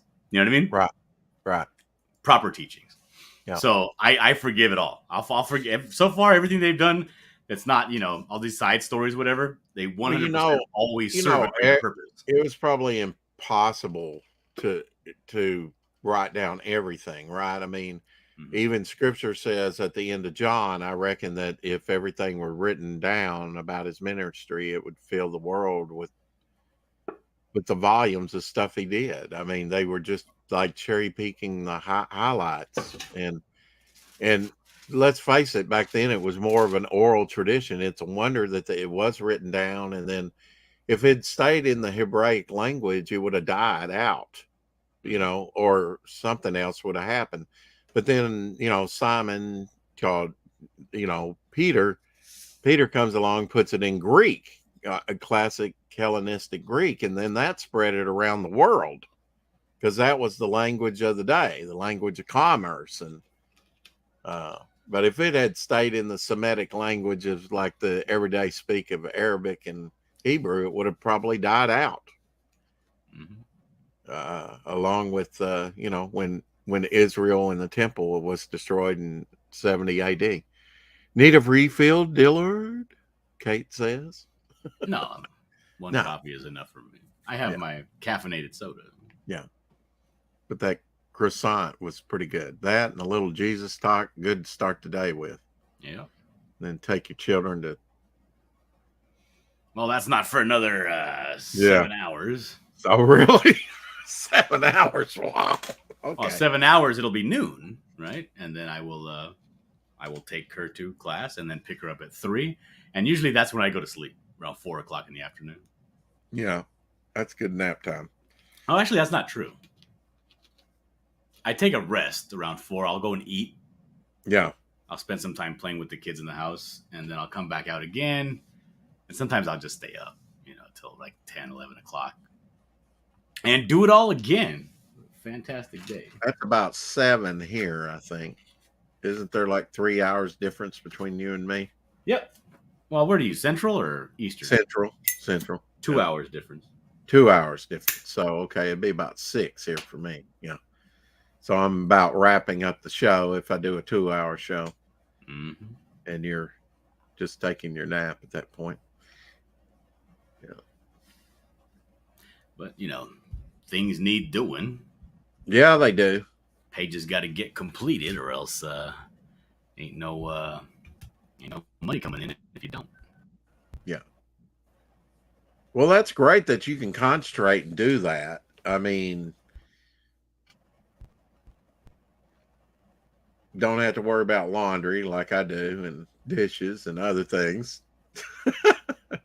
you Why have would a I worry wife. about that stuff? Right, exactly. What are you bringing? Yeah, I'll show you what I'm working on. I'll show you what I'm working on right now. This is Okay. last panel. Captain Yeah. Infinity headed up the stairs. I got to draw another girl halfway in between, but that's what it is. It is what it is. And that's not the last panel of the book, is it? No, that's already Just been drawn. Just the page you're working on. Yeah. Yep. Because I think last time I talked to you, which was yesterday, you had like maybe 2 pages to go. Yeah, this is one of those. Yeah. I might be getting another page or 2 from him that I might need to do after that. It all depends. It all depends on how much he When are you feels going to like. know about that other job? When are you going to know about that other job that might take you up into the fall? I'm not going to know about that until the beginning of next month. Okay. Well, you'll see it go by fairly quickly. Oh yeah, it always does. Yeah. But that being said, I finished my breakfast and my coffee and getting my smoke on. I'm getting ready to start my day. So I'm going to start drawing. I don't know if you're going to end or if you want me to hang out, because I can still hang out and chit chat, but my audio might start breaking up as I'm drawing. Sure. Yeah, that's fine. Okay. Well, I'm going to take myself off camera. All right. And get my work started for the day. Work, Kelly, work. Got the heaters on in there, Shadowhawk? Oh yeah. Yeah, it's a little noisy over here, so sorry about that, fellas. But everybody have a good day. I'll see you all at 4 o'clock. All right, bro. Take care. Kate says, yes, I need a schedule to catch Dillard drawing. Yeah, sometimes you do. Yeah, well, I mean, Kate wakes up early and she's got her own things she does. And yeah, sometimes. Do you want me to share my screen to see what I'm drawing right now? Absolutely. All right, 1 second here. Kate in Orlando says later, Shadow. So if you're still listening, Shadow, and you probably are. Cross Comics says hi all. Hello, Cross. Hello, Cross Comics. This is the character Captain Finity. Yeah, I'm just drawing because here would be the shoulders. I'm just drawing through so I can see where because his hand's going to be coming back up here. And he's going to be having a cup of tea. And he's going to be having it here. So I want to make sure I get the size right. He drinks a lot of tea, doesn't he? He sure does. He probably smells like tea. He probably does. Yeah. I don't like this. Let's try something else. Let's see if we can get, maybe like this. Just a schedule. I hardly catch him drawing live, Rex. Yeah, she wants a schedule of when you draw. I think do you have I draw all schedule? day, every day. No, I draw all day, every day. I just I can't really go live with some of it because I can't show full pages. I can show what I'm working on at the time, but I can't really show full pages. But when you do stream, it's kind of like what? It's kind of like when I can. When you can, right? Yeah. Yeah. And then if you can show the thing, you will. And if not, I know. Like when I work for Dario allows me to show everything. Oh, really? Yeah. Everything I'm working on. So. Okay. I think that's good. I think that's good. That looks good, right? That hand like that. Yep. Yeah. We'll do it like that. There we go. Mm-hmm. There we go. Looks natural. Yep. Okay. Okay, no promises, Kate says. Yeah. And sometimes you don't draw on stream. Right. Sometimes I do a different stream where I just talk about movies or whatever. Yeah, you were talking about world building. Mm-hmm. Have a good discussion on world building, did you? Yeah, you should have been there, Rex. Well, I was busy. Well, that's not my Yeah. problem. Yeah, I know.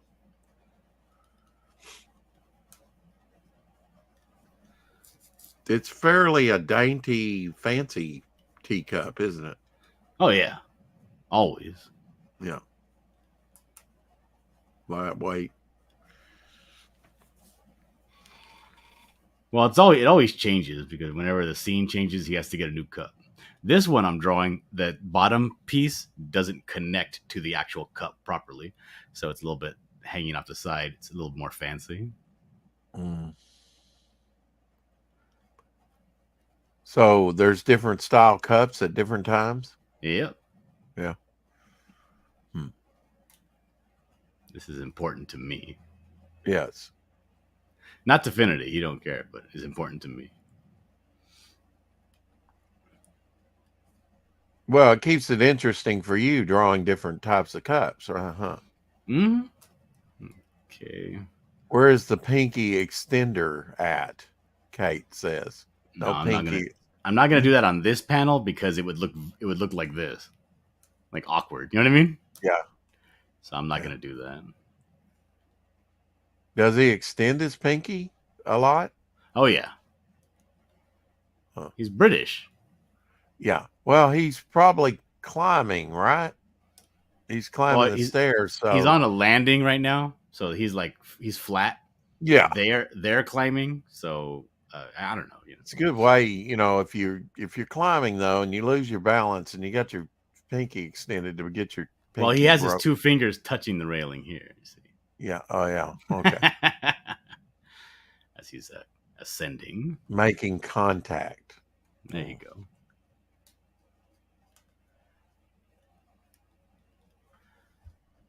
And he wears a glove on both hands, so let's get rid of the sketch. Delete. Then let's go back and get the actual inks. Put them back to full power, half power. And let's get rid of what's behind here. This is the great thing about digital artwork. You can get rid of the underlayer.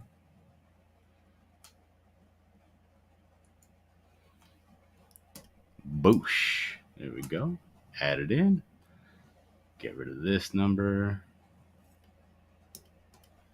And here. There we go. Now he has his D. But let me put a little bit of a digit in here. There we go.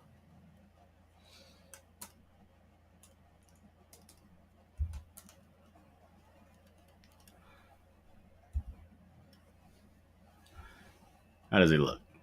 Does he look like he's watching where they've been suspiciously? Yes. Well, then, mission accomplished. So I just finished watching this thing on Netflix called The Physical 100. Have you heard of it? No. It's a South Korean game show where they get every single type, as much as they can, right? They get every single type of physical body to find out what is the best body to have to be the ultimate athlete. So they pulled together 100 people. And these people ain't no slouches. These are like world champions, right? Right. You got a guy that's like a world champion luge, Olympic luger. You know what I mean? You got people that are world. Right. There's a guy that does the world's strongest man, that's current champion in South Korea. You know what I mean? The world's strongest man. You got all kinds of people from all bodybuilders, gymnasts, people that are on YouTube that do acrobatics and free running and stuff like that. You know, just people, whoever they are, at the absolute top of their game. You know, special forces. And they're all just incredibly fit people, just monsters, you know? And they put them into competition. And like one by one, or not one by one, even large groups sometimes get eliminated by how well they do on any one particular task. The first thing they do when all of them show up is they bring down this big cage with a bunch of pipes. and they basically say, grab onto it. They lift it off the floor, and the last person holding on wins. And so you got people that are like, there's a sumo wrestler guy in there, and he craps out first. Yeah. World's strongest man craps out first. Professional bodybuilders crap out first. Professional wrestlers crap out first. And then you have this guy there was one guy in his profession. He's a rescue for ice climbers. That's what he does. And he was the one that won that first competition. And when he did that, he said basically the first 50 people, because there was 100 people, right? The 50 people that hang on the longest, they get to basically pick their opponent for the next round from the group of losers. So it's a cool game where it's like a lot of they kind of cover all the gamut. Like they don't lean too heavily on any one type of strength. It's all just different because again, you get somebody like a world's strongest man. He's not going to be able to hold his own body weight for more than like 13 seconds. Dudes weigh like 500 pounds. But then the next one was they put you in a big arena and there's a medicine ball, like those heavy medicine balls. Right. And they open the gates. It's you and one other person. You have to get the medicine ball. You have to be holding the medicine ball when 5 minutes runs out. So you open the gate, they're tackling each other, getting in fights, Then you get the guys that are the sumo wrestlers, and they go and they sit on the ball, and they don't let the other person come near it. They can't get to it. So they have kind of like, they have games set up so that everybody gets the shot at being the stronger opponent at one point or another. And it's really good. It's really, really good.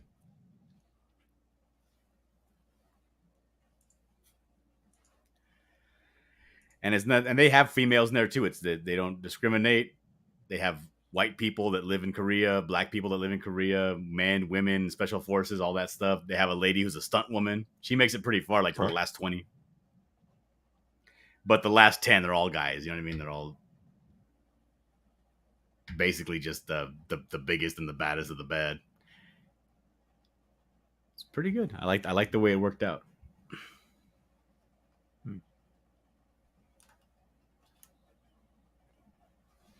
I won't tell you who wins. No, spoilers. Oh. I don't want to spoil it for you, Rex. Well, appreciate that. Really do.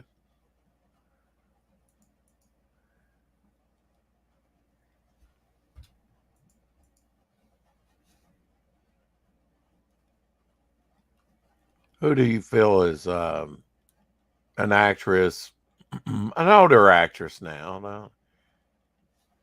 That like I like Ava Gardner. I like Julie Newmar. I mean, certain ones just had certain looks that were very appealing. Is there an actress that I might know that you were like find appealing? An older actress? In their looks, yeah. Somebody that just kind of bring, that you like to see her in.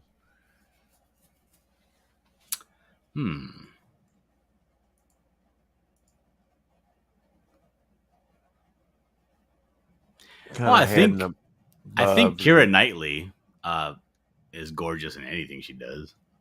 Yeah. What has she done? Can you name a few things?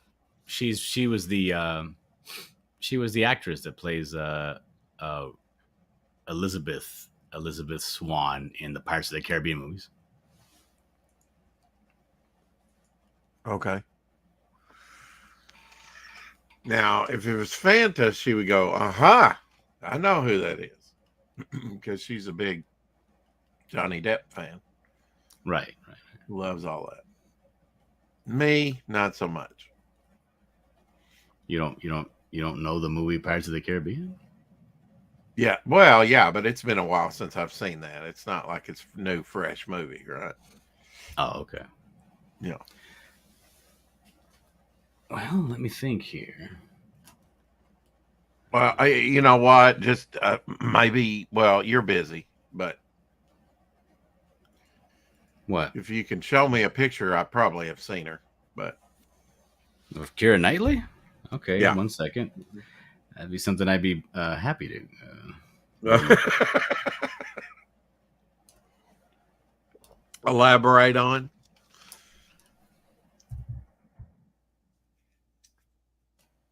Carol Knightley isn't old. Laugh out loud. Mrs. Good Stuff says, "Hey, Mrs. Good Stuff. Sorry I didn't see you slip in here." This is Keira Knightley here. Oh yeah. I've seen her in a few things. Yeah.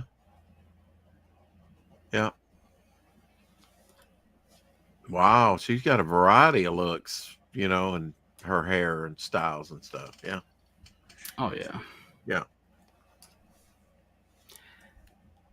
Suits me How- right down to the ground. Matter of fact, that's my idea of heaven. Do you know this actress that Mrs. Good Stuff is mentioning? Who is it? Helen Helena Bonham Carter? Mirren?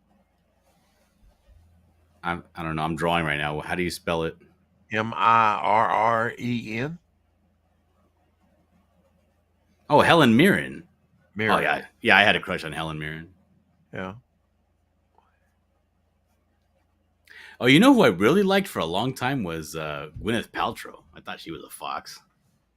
Yeah. I remember. Well, her name rings a bell, but yeah. She's that lady that got all crazy and started selling all kinds of crazy stuff online. Hmm.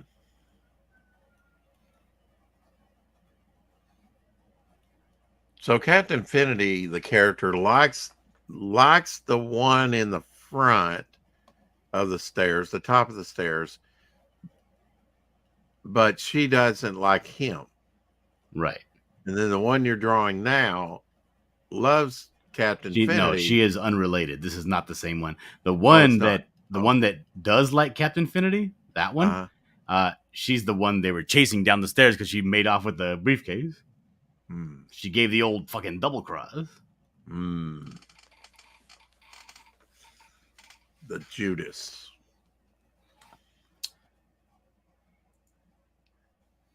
Let's see. I found a new person on Twitter, and I really like their content. He's into horror, but he's into comics too. Werewolf. Werewolfery. Werewolf. Werewolfery. Werewolf ERY. Werewolfery. Sounds like some sort of a perversion. Yeah. He likes werewolves like Shadowhawk does. Happy birthday. By the way, Shadowhawk, I changed the title today to reflect that. Oh, Can't pass. Shadowhawk birthday. Ah. That's right. The Werewolf and the Yeti. He's got some horror movies up here I've never heard of. Not just werewolf movies. They're horror movies, but and a lot of them are on YouTube. So it's like, yeah, free to watch. Okay. Oh, Brian Christgau?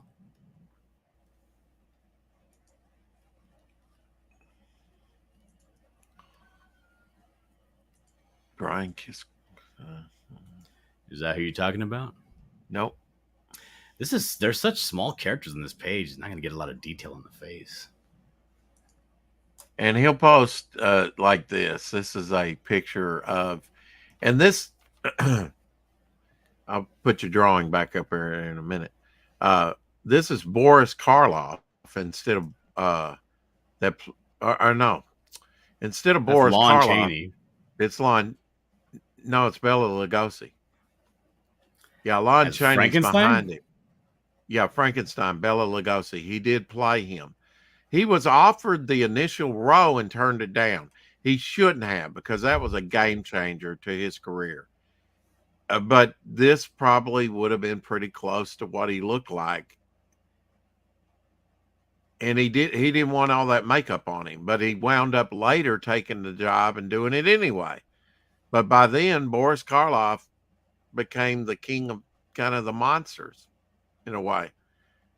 He missed his opportunity after Dracula to play Frankenstein. He didn't want to do it. So, Yeah, he's a fucking highfalutin with his nose up in the air kind of guy. I know. I don't.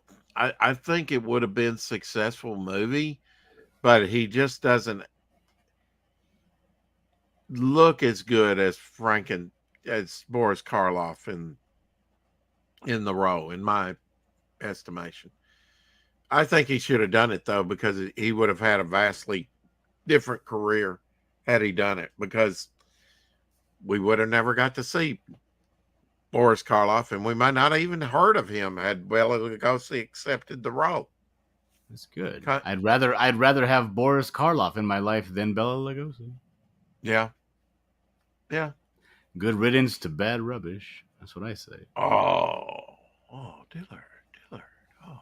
Okay, I just recalled I was very much in love with a young Helen Hunt. Yeah, Then she Helen got Hunt. old and decrepit. I know. Then I know who found that is. another girl to replace my crush on Helen Hunt. Her name was Lily Sobieski, and she looked like Helen Hunt, but just more attractive. She played the star in that movie Deep Impact. It was Elijah Wood's girlfriend. Mm. And I think me and her are just about the same exact age. All right, now take a look at Bela Lugosi as Frankenstein and kind of ingrain that look on, and I'm going to take that one down, and then I'm going to put up Boris Karloff as Frankenstein. Right there. And his actual face there. I think he makes a better looking monster, for sure.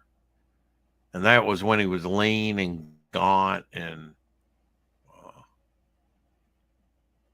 he actually had a bridge that he took out, so it sunk in his cheek, and they highlighted that. And I think the first Frankenstein, he looked better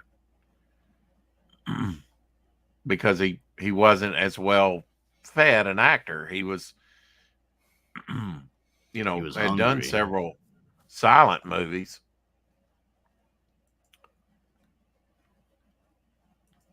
But now I wanted to show you, if you haven't seen it, have you seen Bela Lugosi as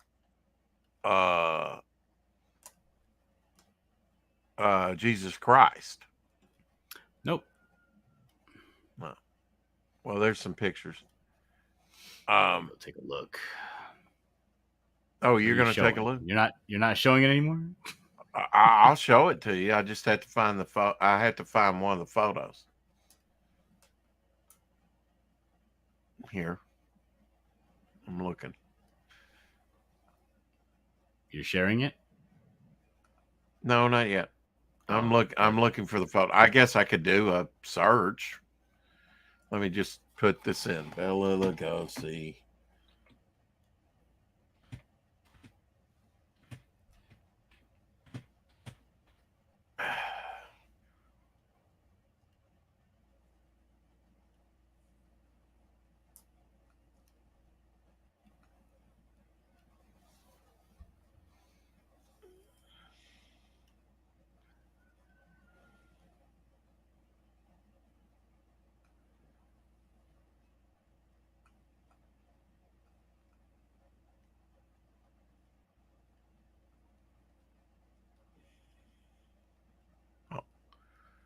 What? It's not coming up.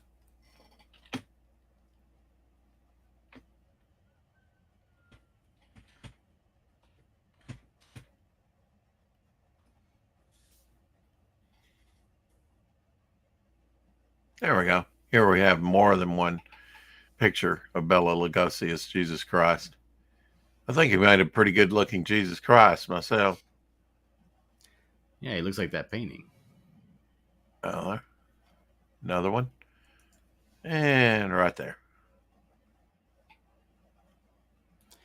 Yeah, not too bad. Yeah, here he is on another one, tied up. Find it hard to play Jesus Christ. Jesus wasn't an arrogant asshole. Let's see. On stage, Passion of the Christ, Bela Lugosi was 27 years old. 1909 when he did that. It's a long time ago. There you go. Some more pictures.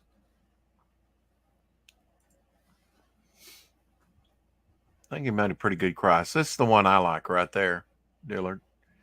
The crown of thorns. Looks a little bit like Adam Driver.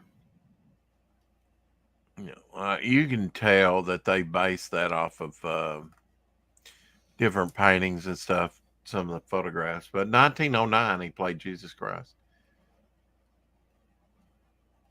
The thing about Dracula is he played that role on stage for 10 years before he ever did it in the movie. So he was well suited for that role. And all of Hollywood was at his feet. He might have been the most paid actor at that time, but he really shouldn't have. The big mistake he made was not accepting that Frankenstein role. Really should have done that. Like Will Smith and the Matrix role. I guess Will Smith has never impressed me as an actor. As an opportunist for the money, yes. But him and his son, yeah.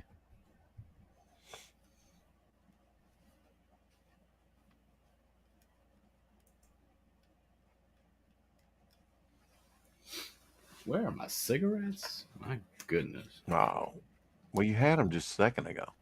Here they are. They're right here. I got them. Don't worry, Rex. Calm down. It'll be all right.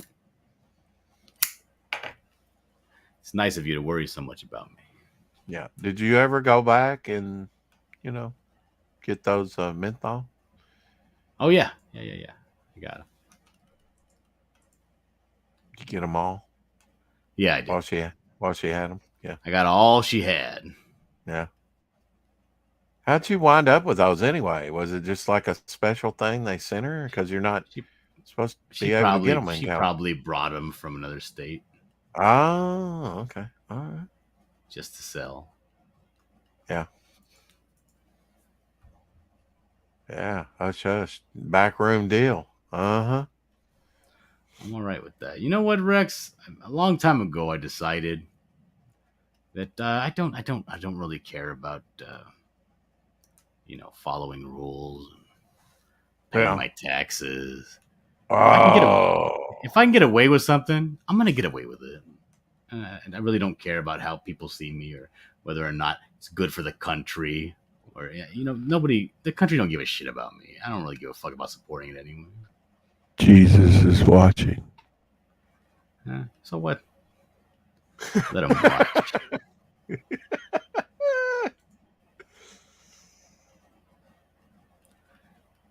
Let them watch.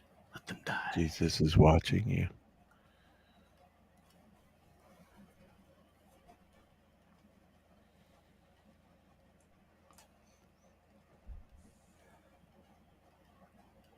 Oh.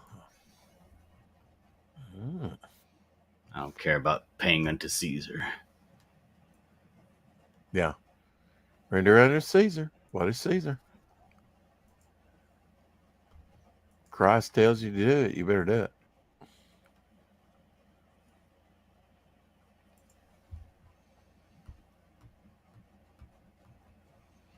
She has this big old sword holster here. Uh-huh. She basically has one of those sword breakers, like those Japanese style. They look like almost like big old meat cleaver that have like notches cut out of them. That's a term I've not heard. What is a sword breaker? It's a sword that is a big, heavy sword with serrations that is used in battle to break other people's swords. You ever seen a sword breaker before? Uh-uh. I'd like to. Here, let's look it up. I like the words sword breaker. These are sword breakers here. Let me show you. Okay. There you go. Oh, wow. Okay. So you would get your sword caught up between a couple of those, and then you would twist yours to break theirs. That's correct. And I'll show you. Here's another one right here. Wow, just I never knew heavy this was iron. a thing. Yeah. See what I mean? This is a sword. This is a. Eh?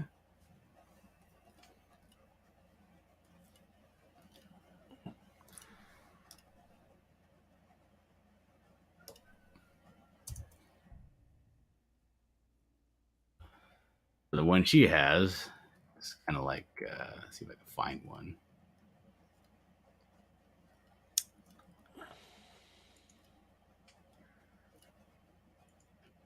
Yeah, it's kind of like this.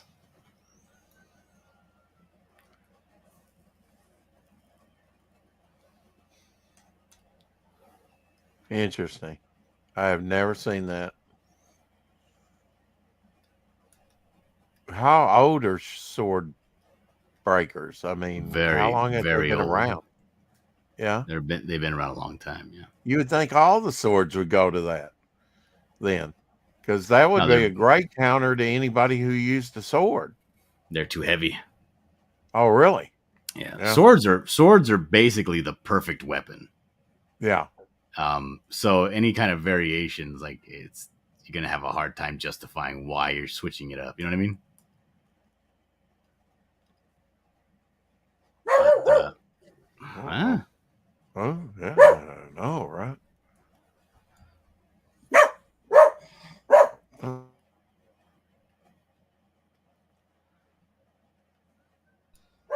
Wonder if this was today's trash day for me. But I don't get excited.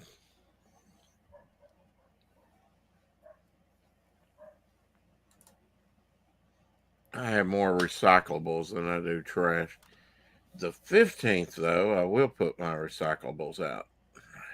It's the first and the, which I would have already missed it because, 7 o'clock is when they generally come around to collect the recyclables.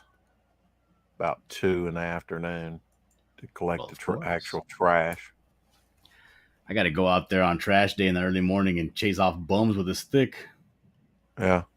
They like to show up and leave all of my trash on the street.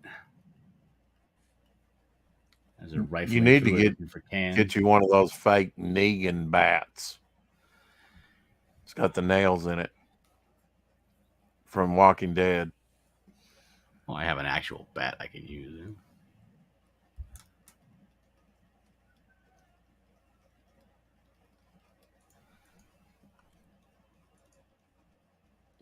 Have you probably never seen Roger Corbin's Fantastic Four movie that he did for $1 million budget? Yeah, I have. Have you? Mm-hmm. Okay. I won't show you. I was interested when I saw the Butt Ugly designs and the way they pulled it off. I was like, I gotta watch this movie. Yeah, like a B movie. There's the team right there. If nobody's seen it, I thought they did a pretty for the budget.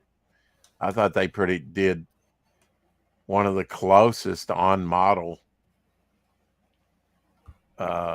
things that were out there, and he could move his lips and have some articulation. Now the actors and actresses, the other, it was basically the Tinkerer. They should have left all that out, and Doctor Doom, although it had a pretty good looking Doom. They kind of screwed it up story wise, my opinion. But it looks better than some of that other junk that they put out for Fantastic Four movies. Primarily the one where they totally went off model and had a black Johnny Storm. Dolph Lundgren, he made a pretty good Punisher. I think pretty good looking Punisher. Frank Castle.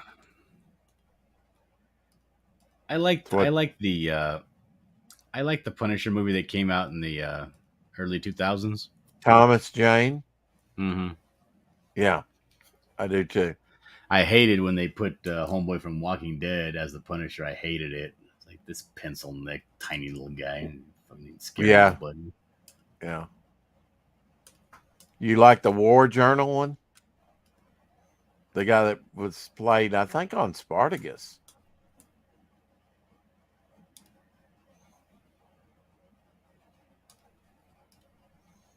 Some people like that one. I don't think I've seen it. Yeah, it was the one right after the Thomas Jane version.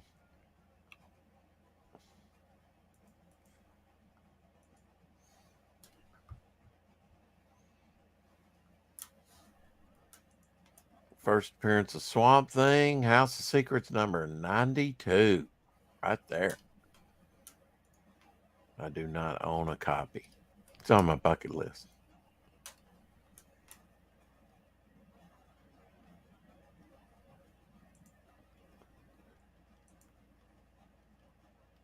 Gray tone cover. Nice gray tone cover.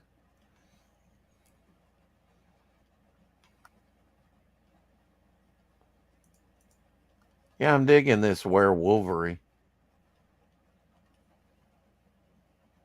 He posts some pretty good things on there. Oh, this is a nice Swamp Thing piece. I'm not sure who did it. I bet I could figure it out, though.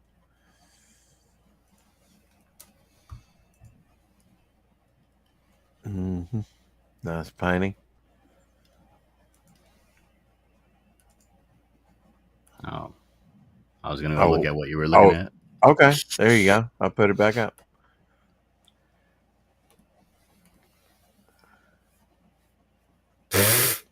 Got flowers coming out of his hands.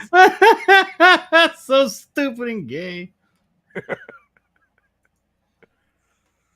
Morning, Dario. Good morning, everyone. What are we looking at? Good morning, Dario. We are looking at Dillard drawing some Captain Finity. Yes, sir.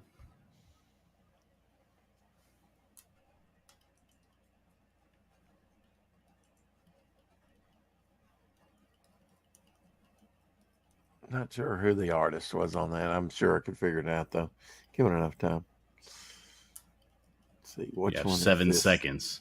Oh, Life Forces. Yeah, I just had to die on that one.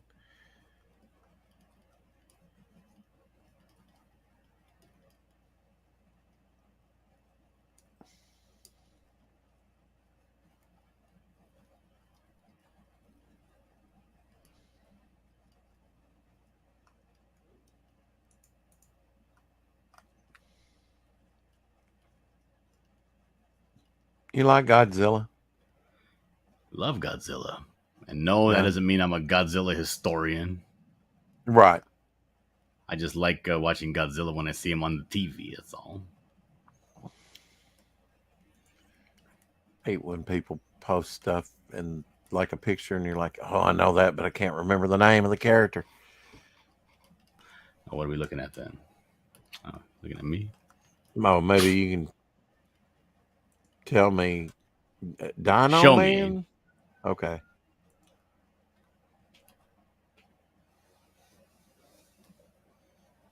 He would grow real big.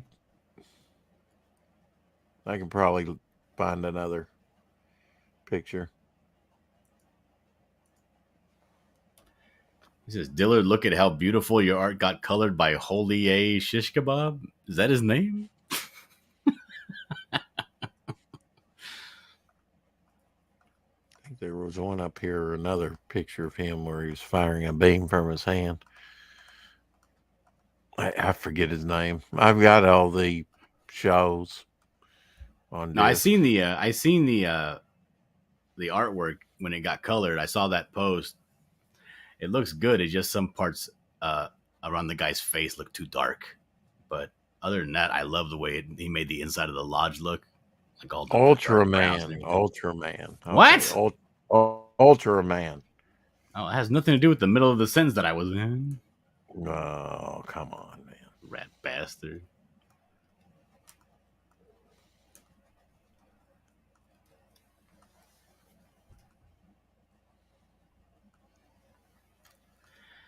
right, now how do I draw this woman? I got to draw these stairs so I can get an idea where her feet would be. Probably here. Yeah, Ooh, Ultraman. might not even see the top Cross of her knows, head. of course he would know.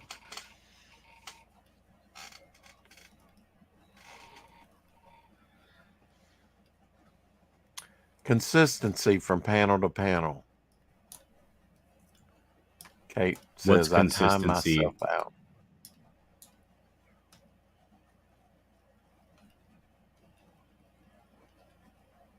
Well, it's important, isn't it? Consistency from panel to panel. Like if you have a sword a certain width, even if they're further in the distance of downsizing that properly where it looks like it's not fluctuating from panel to panel in size. Yeah. Just an example. Yeah.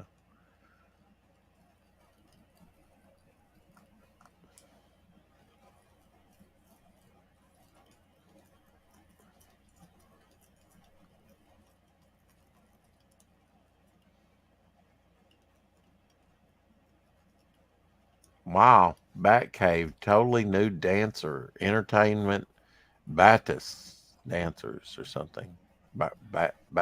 Batshi? I don't know. New girls. 1960s, a time of peace and sunshine.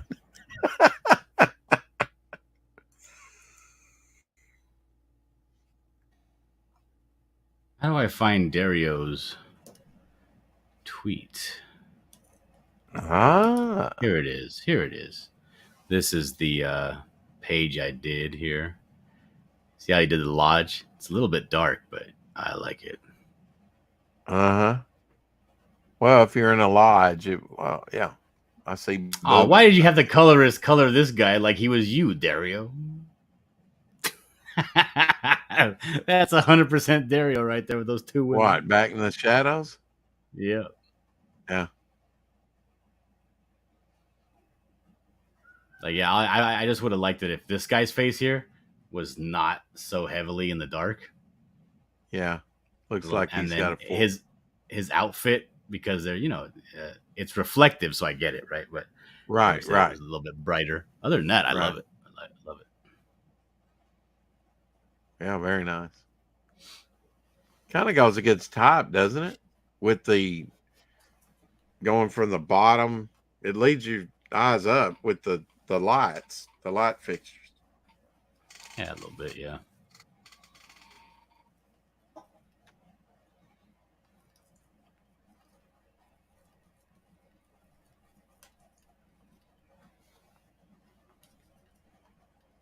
Legend of Dinosaurs and Monster Birds. From appetizer to dessert, one town becomes a monster meal. Uh-oh. It's probably located in Ohio, around a train wreck. Okay, so we have that there. We can move That's her. spooky when you come upon somebody sitting in the shadows looking at you. That'd freak anybody out. When does that happen? And movies and things like that. Oh. But I mean, even in real life, would that not freak you out? At first? Nobody's ever peeped me. Yeah. Feel kind of like a jerk. I've never been peeped by anybody. No woman has ever tried to look at my naughty bits without my permission. Uh-huh. You got to see this.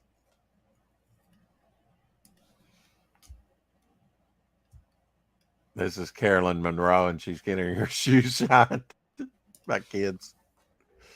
I love this picture. That pedophile. Don't show me that. Dario. No, not Dario. Dillard. I got Dario on the brain. Dario says, now I got to get you page 2 after I wake up. Just got off a 16-hour shift. I need a my muscle relaxer, and some OG marshmallow, and I'll be back in tip top shape. All right, I'll be waiting for it. I like the retro lighting, Kate says.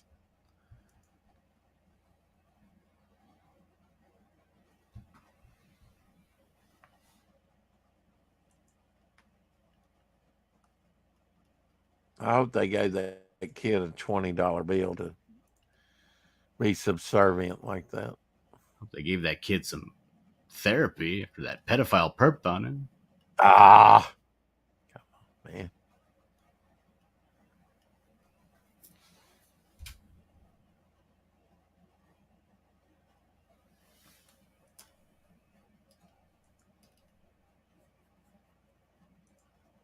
I got to get you to do me a skeleton character.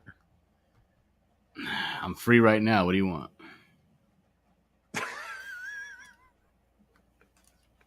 I like drawing skeletons. Oh, you do?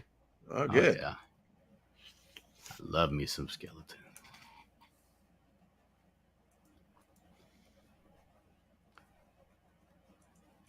Dario's not going to have that page to me for at least another 8 hours while he sleeps. I got time.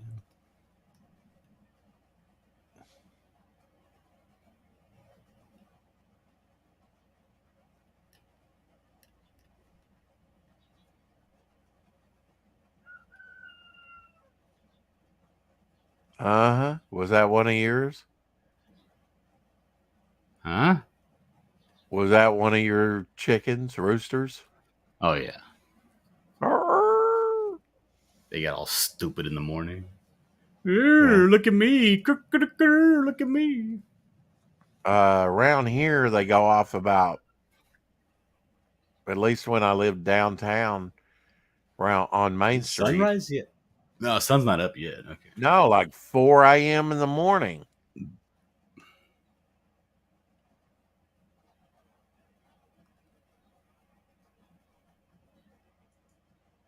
Did you like the 90s Flash TV show? No. You didn't. No. I like the look of his costume, although it looked a little fake, right? The muscles and whatnot. I didn't like it at all. I thought it was very dumb. Yeah. Couldn't even look at it. Disgusted me. No. Oh.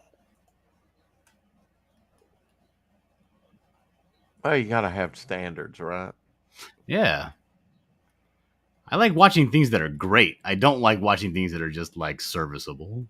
Right. I'd rather just not watch it.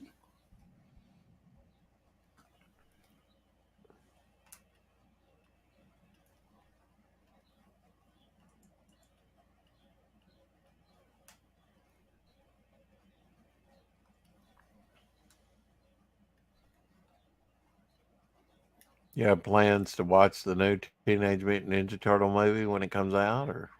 Oh yeah, I'm gonna watch it. It looks too good to not watch. I don't care really what they put in it, how woke or whatever it is. It looks too good to pass up. I want to see it. I love the Ninja Turtles too much to not watch it. A lot of times, the woke stuff is lost on me. Right. Like some of the stuff. Like I watched. Remember, I was on your show and somebody recommended I watch the show Julie and Julia, or the movie. Yeah. About Julia Childs. Right. Like I watched it, and some of the stuff is real heavy-handed. Like she goes into work, and he tells her, and they're not even joking, right? This is in the movie. The guy tells her, "You need to focus on your job. If I was a Republican, you'd be fired." And then later on, in the same movie, basically they say they say if Julia, because at one point Julia Child finds out that the lady's doing this challenge that she's trying to do all of her 500 and whatever recipes in a year, and they're like, if she's not okay with that, she might well just be a right wing something or other. And I was like, like, what the fuck are you talking about, you idiots? But other than that, the movie wasn't a good movie. it had a good story because I liked the Julia Child historical aspect of it, but it was not a very good movie. It was very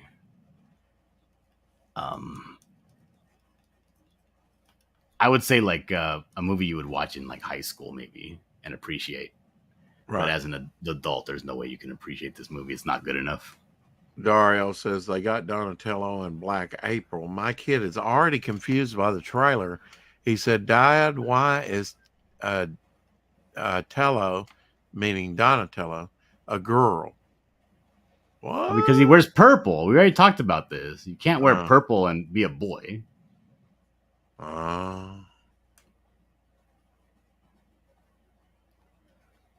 I liked how they made Donatello's voice like a little kid. Like they make him like smaller teenagers, right? They're not like teenagers on the brink of adulthood. They're like just turned teenagers. It looks like in this movie, and you always have that one friend that his voice hasn't changed yet. You know?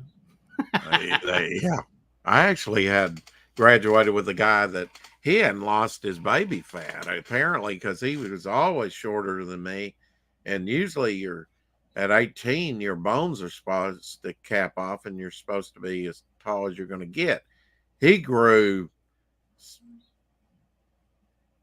probably grew a good foot or more. Dang. after graduation. I couldn't believe he's probably right at my height now, which is about 6'2". And he was always shorter than me. He was a late bloomer, apparently. No, they made Donatello a girl? Really? Oh, it's Donatella. I don't know. Tregon says all his political propaganda works. All this political propaganda works. Fight back by not watching it. Yep. This is a very Captain Finity type character here. The top hat and monocle. He has a problem hearing. He can't hear without his hearing horn. Right, a hearing horn. What's that you say there, Sonny? Huh?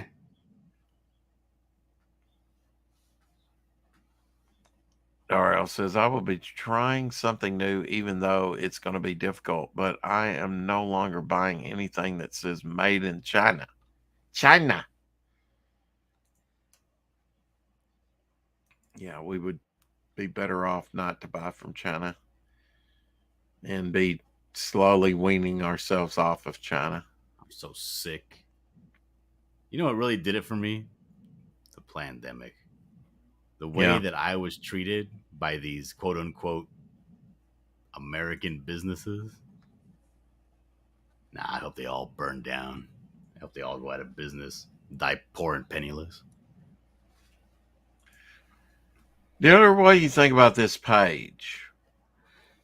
I don't know. I'll take a look. Let's see here. Let's see. I can't read it. It's too small. Yeah. No need to read it. Just if you can see the images. Wait, that's what? Enough? Both of you as chairman of the board, something. And some lady, and they're toasting this lady. And then it looks like there's I don't know, some sort of an underground sewer, water getting dumped into it, a hand grasping and crunching this pipe, and it's Wolverine. He's pulling himself up, and he says, okay, suckers, you're taking your best shot. Now it's my turn. I like the reflection, not the reflection. I like the cast shadow of the grate on him. Right. Other than that, not a fan of this page at all. Really? The way it's laid out or anything? Yeah, the way it's laid out. I don't like any of it. Such a hater. Okay.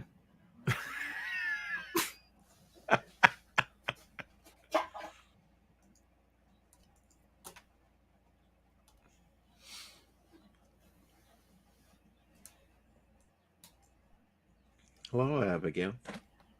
What are you doing? Oh, hi, Rex. Trying to get. Oh, hello. Oh man, scare me with those claws. 100% charged. Good. Good. How you doing? Have you been ignored enough? You ready for your meal? You're always ready for your meal, aren't you? Ugh. She likes to eat occasionally. Fatty. She's not fat. I can prove it. She's like 6 pounds over her recommended weight, but she carries it well. She carries it well. Yeah. You can almost see ribs, man.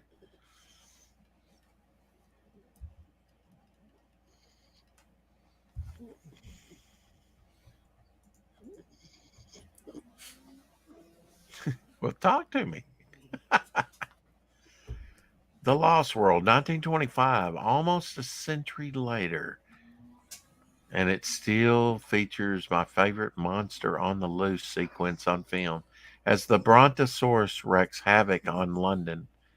I love his little snarl. Don't underestimate the herbivores. They'll kill you and everyone you've ever loved. What are you talking about? I'm talking about The Lost World, a silent movie about dinosaurs, and a brontosaurus is part of it, goes on a rampage through London, stomping on stuff and killing people. It's like early claymation, pre King Kong. 10-minute behind, Rex. Well, there is that. Rex, you got any romance characters so you can hop on this upcoming romance book wave? I've actually thought about, I'll leave that to others for right now. Got enough stuff to wonder about.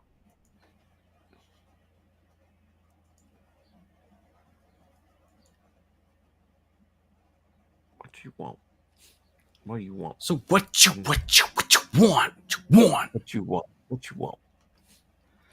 It's so funny with the money that you flaunt. So what you get your information from, huh? You think that you confront when revelation comes? Yeah, you can't front on that.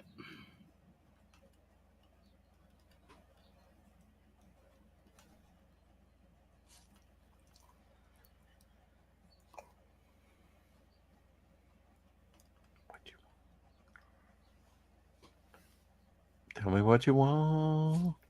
Tell me what you want.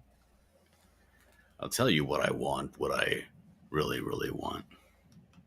Mm-hmm. I want to draw a skeleton.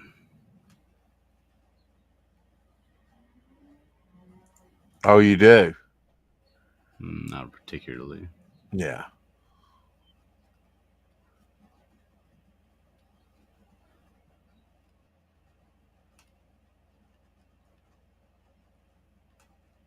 Who has, in your guesstimation,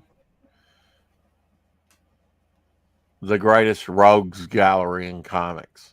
The greatest villains? I mean, I can only think of two, right? Which is Spider-Man and Batman. Yeah. I would say because those are the only two I can even think of, I would say it has to be one of them. And I would say of the two. Yeah.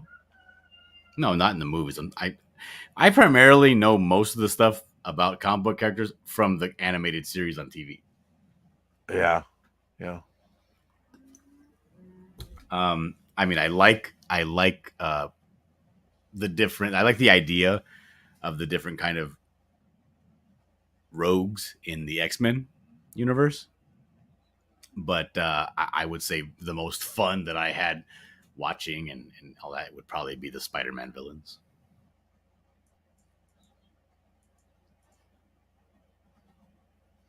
And to me, in my head, every person that came up as a villain in the cartoon TV show from the 90s is a Spider-Man villain in my eyes.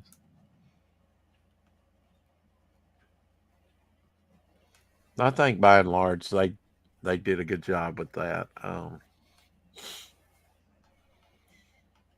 Didn't like the new Green Goblin too much. Didn't like that they tried to force Venom in there so quickly. I think that was more. You talking about of the an cartoons? executive thing? No, the Talking about the movies, movies. but on Oh. the cartoons, yeah, the cartoons are great. I've been watching Justice League Action of late. I finished it earlier today.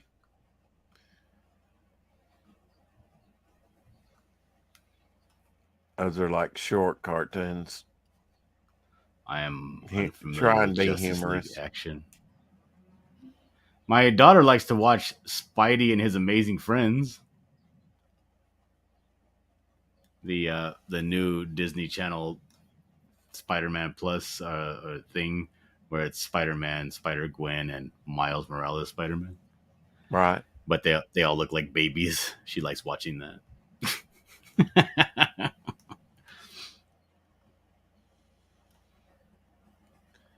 Well, at different ages, we identified. I mean, I go back and watch some of the stuff I watched when I was extremely young and enjoyed, and I'm like, why did I enjoy this? Oh yeah, dude, my daughter's seen this. Oh, you know what? I'll show it to you. Let me look it up real quick. I will show it to you.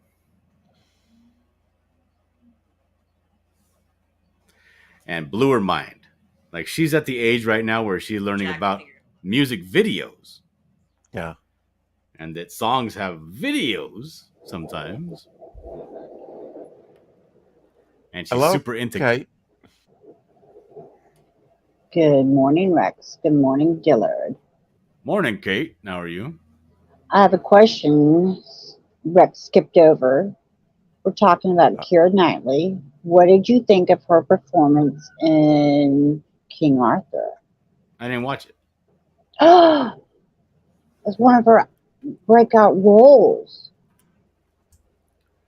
She was a Jewish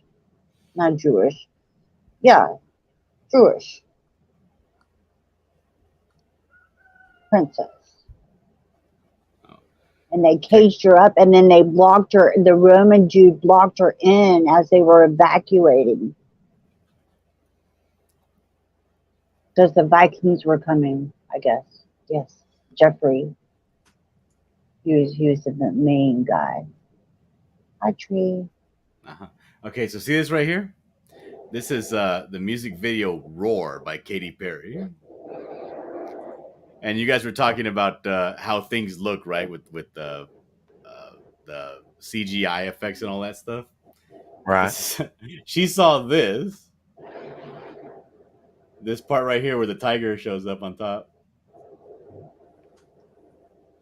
Fucking lost her mind. She was screaming about it. She was like, "She does magic."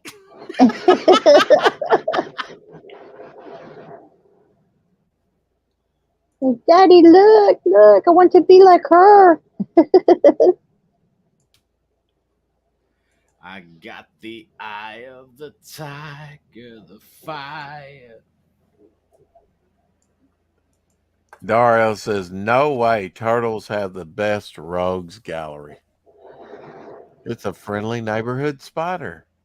Yucky is right. Theme songs matter that way. That new Disney Plus Spidey cartoon has a great theme song. Her lovely Kate.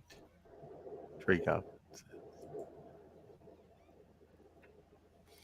I can't even think of that many Ninja Turtles villains. Like honestly, if I can think of like 6 or less, you're probably not in the running in my head. Mrs. Good Stuff wants to know how you got injured, Kate.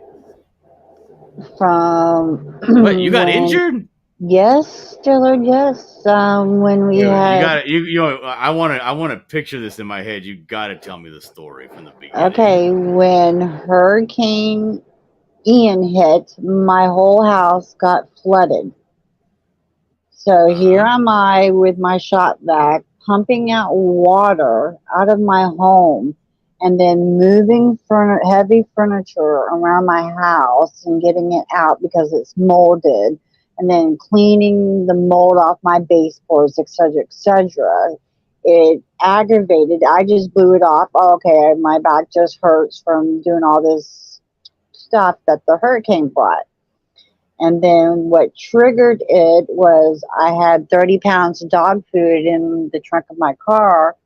And when I went to go pick it up, I heard a pop. And x-ray shows that I have bulging discs in my back.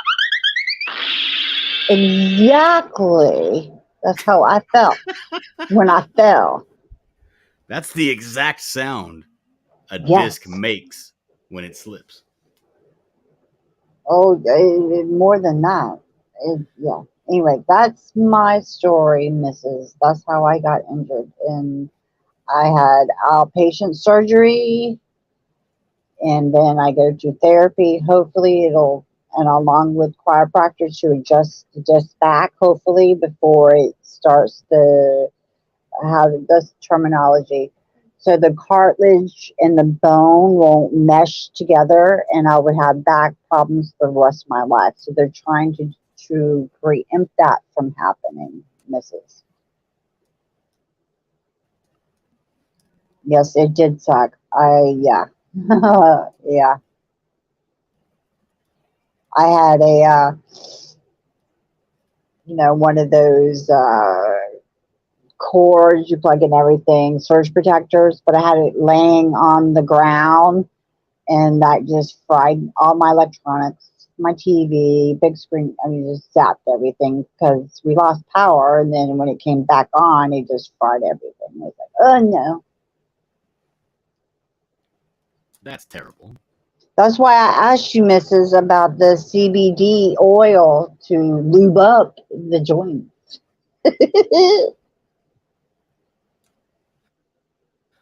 Dirty hippies.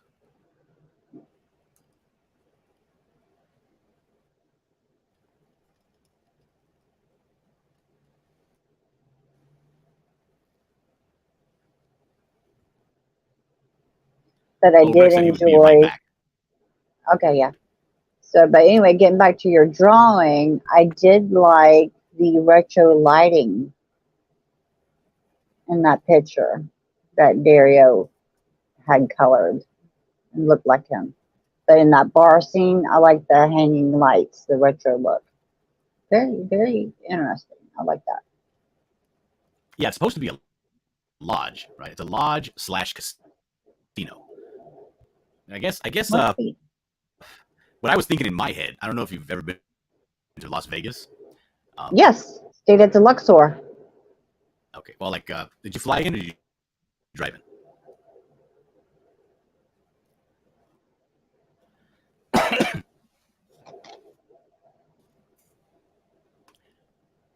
What's that now? I didn't hear you. You broke up. Oh, I said, did you fly into Vegas or did you drive? No, I flew. I flew from Orlando to right into the airport, and then we just took a limo, $10 to Luxor. And man, they speed there. They drop you off and go. Oh yeah. So when you drive into Vegas from like California, there's a small little casino cluster right at the state line. Mm-hmm. And they have a casino there called Buffalo Bills. And it's basically a casino, but the theme of the casino is like an old, lodge / cowboy. So everything's wood. Everything looks Oh yeah, like they had the actual cowboy. 49. Yep, Yeah.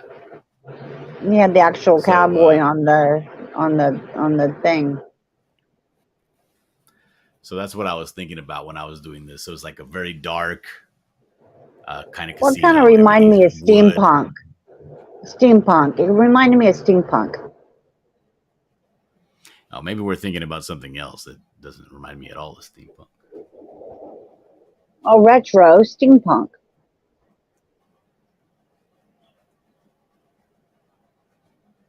Mrs. Goodstuff say, didn't they film a movie at Buffalo Bills? I don't know.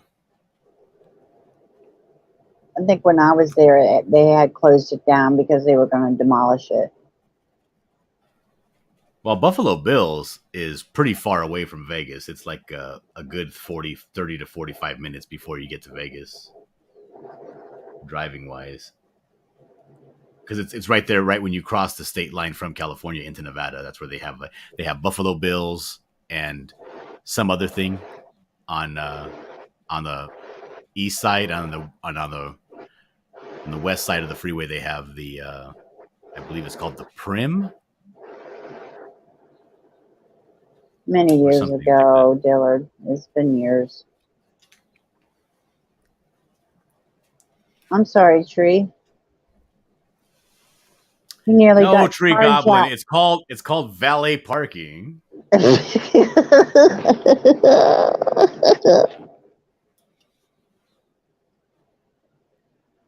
No, Yeah, Mrs. What I did. I don't like to gamble. I hate gambling. Oh no, I totally left my debit card and my credit cards behind. All I brought was my ID and $500 cash, and I walked out with $2,000. Oh, not me. Whatever I walk in with, I walk out without. Well, I got lucky. Maybe I'm the one of camera those zoomed people. in. Like I don't see myself as winning unless I bet everything I have at one point.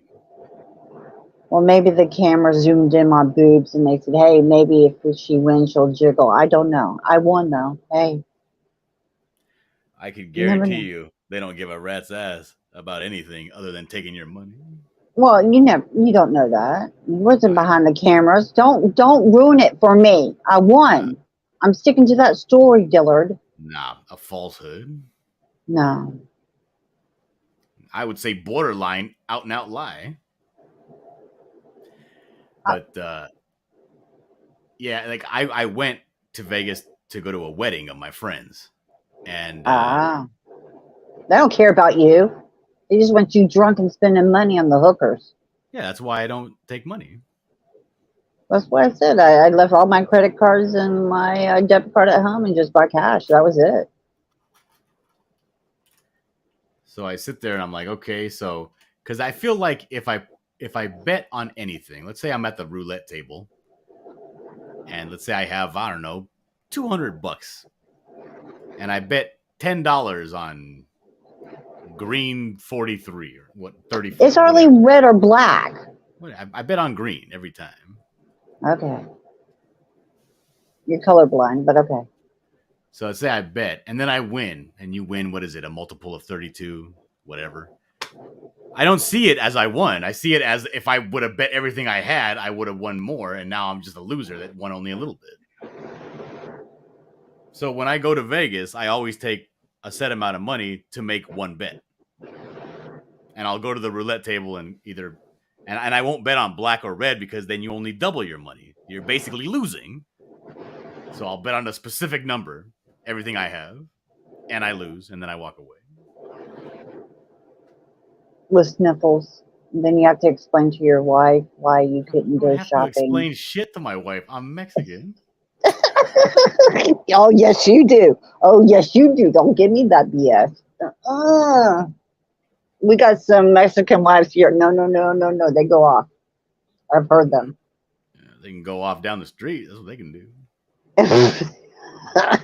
Maybe to their sisters. I don't know. They keep all that bold talk for their sister's house. But yeah, Mrs., I will hit you up in a DM concerning my issue. With Yeah, my that's back. the thing. Glacier, I'm telling you, I have an addictive personality. I cannot go and bet the outside set of numbers or evens or odds or red or black. I see it as losing money. It's just a waste of time. So you're not a Rain Man? No. Okay. I'm not good at gambling, and if there's no way. I'm terrible at gambling. I don't have the patience for it.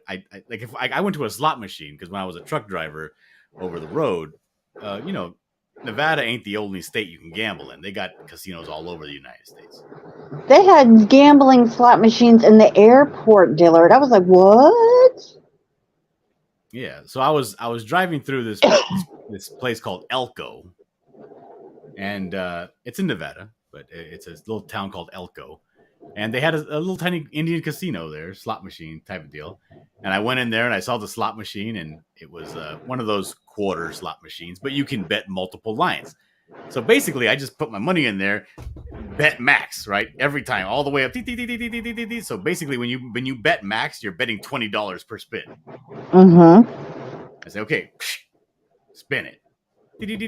Bet max, 20 more bucks. You know, when I went to the New York casino, because I went another time just to go out there and go watch the Phantom of the Opera. I don't gamble, right? I gamble once. I gamble one time. I saw a machine there.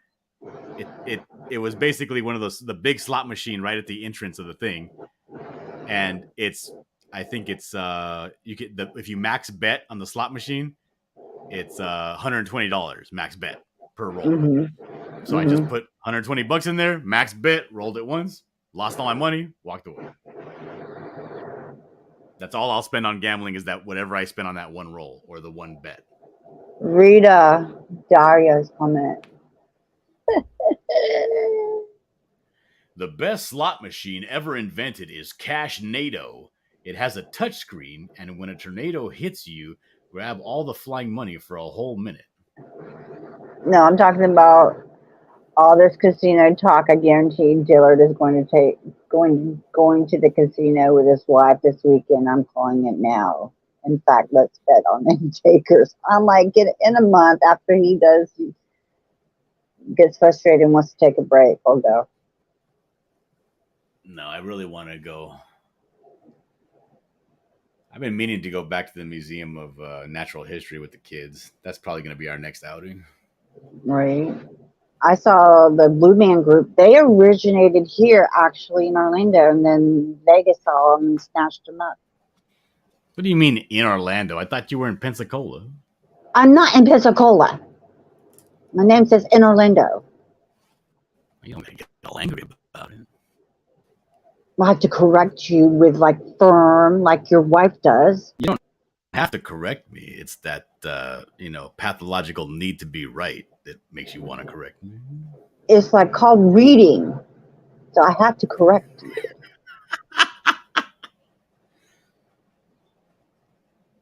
Troll. What are we talking about? Taylor's trolling me. Huh. Me Kate in being Tampa in here is all mad. I'm not in Tampa. Stop trolling me. See if I ever asked you for commission. I'm trying to build you up here. She's over here. She won't let me be happy. You ignore Rick. She me. needs to You be right. ignore me. And she browbeats Yeah. me. And she's trying to browbeat me into liking her. Yeah. He ignores my DMs. And Well, it's see, he was supposed, no, I heard via Doc and Anthony that Dillard was supposed to auction off one of Dillard's drawings. I want to get on that action. So I sent Dillard a DM saying, when? And 3 days later, after the fact. It's come on, dude. So if you got a DM out of the blue from a random woman, Rex, that says when, how would you respond to that? I told you in the one up, I asked you, I said, what's this about an auction, Dillard? I want to be a part of, and then I was trying to bribe you to give it to me, and then we can do the money exchange under the table without nobody knowing. Now it's blown out. Now everybody knows I'm trying to bribe you. Yeah, look, This this. I'm gonna read it right here. It says, you remember when there was an auction going? No, Doc was giving away a free drawing. Somebody was, I don't know who it was. Somebody was giving away a free drawing. Dillard. That wasn't me. They told Yes, me. it was. No, Dillard. They said to me, John, roll. You have a. I said I have a dice right here because he was giving away a drawing to somebody 1 through 20. I was there, but it was specifically said that you were going to throw in a piece of your art. So I snapped on you and your DM. So you can please continue to read in context. Thank you. It says, what? Spelled W-U-T. Free drawings from you in an hour? Fix it so I can win. I will offer you parlay.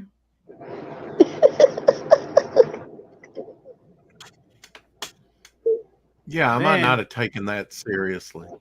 I was was like, totally serious. I was like peace offering, so I won't troll Dillard. Parlay. and then that was 12:26. Then at 12:33, so about a little less than 10 minutes later, reminder in Dark Gift channel for the pass off.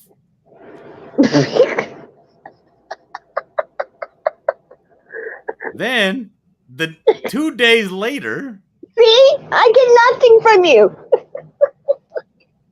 then 2 days later, why, comma, aren't you drawing? Sad face. At 3:30 in the morning. Continue. Then I answer at 4:29 in the morning when I wake up. I answer, huh? Continue. Then she says, you read the post, comma, finally, with a face palm and a dash symbol. I don't know what that is. And then I did the ring emoji with the notes, like calling you to respond to me, and you didn't. And you still haven't. It was. It says, get your smoke on. Yeah, your cigarette and your coffee. Come on, get it out.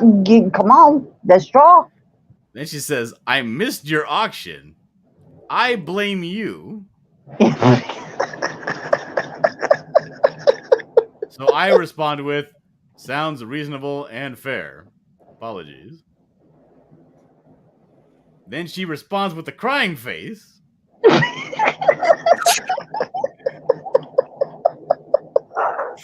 This was that Sunday. Then, on Monday, at 3:12 in the morning, when I'm dead Well, it's like asleep. midnight your time, dude. No, it was at 3:12 in the morning, my time. When I'm dead asleep in my bed with my wife, I get a phone call from Kate in Orlando. Not a phone call, a phone emoji with notes. I did not respect. I respect. I don't have your number. And then Don't I be say, putting out false accusations out there, Dillard. Whispers and rumors will there's a begin. picture of a phone with some music notes next to it. I don't know what it's all about, but it came Like- in at 3:12 in the morning. What's that? So again, when I wake up, 4:48, or in the afternoon, 4:48 p.m., because this is at 3:12 in the morning, then I check my DMs and I say, okay, it's 4:48 p.m. I say, what? See how I'm treated? I'm And then- ghosted. Then she puts an astonished face emoji after that, as if I offended her in some Like you great way. care. Like you care. And then she responds with, "You don't know? Oh my!" And 1 minute after that, she says, "Thought, comma, you'd be streaming this morning." Ellipses. Sigh. Then half an hour passes, and I guess I didn't Sounds respond like quite fast an enough. exchange. Signed There was the- nothing from him. There was nothing. You made me wait. He ignored me like a ghost, like everybody else does. signed. She signs it. Now she's all upset, right? She says signed. She doesn't sign it. She's saying I give up. signed the ghost of streams. Then she puts what could only be described as a zany face, then Crazy. a dash symbol, and then a thumbs up. Crazy. What am I supposed to do with these DMs, Rex? Respond.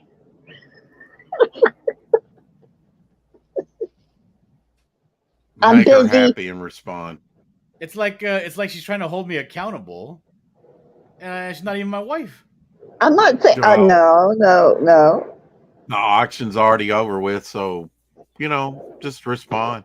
Sorry, I missed this. Huh?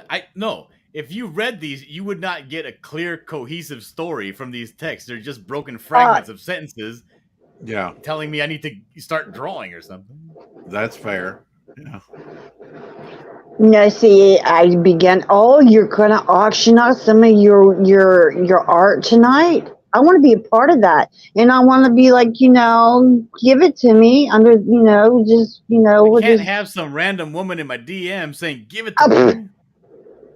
I'm not random. I'm a ghost, and you know it. I will haunt you now. Call parasite. Parlay is off. James Hayes says Dillard just draw her a free pick. It never pays to argue with women. Then he goes on to say, "See, Dillard, it's all your fault. This is why you don't cultivate online girlfriends. No, You think Vic would have learned by now."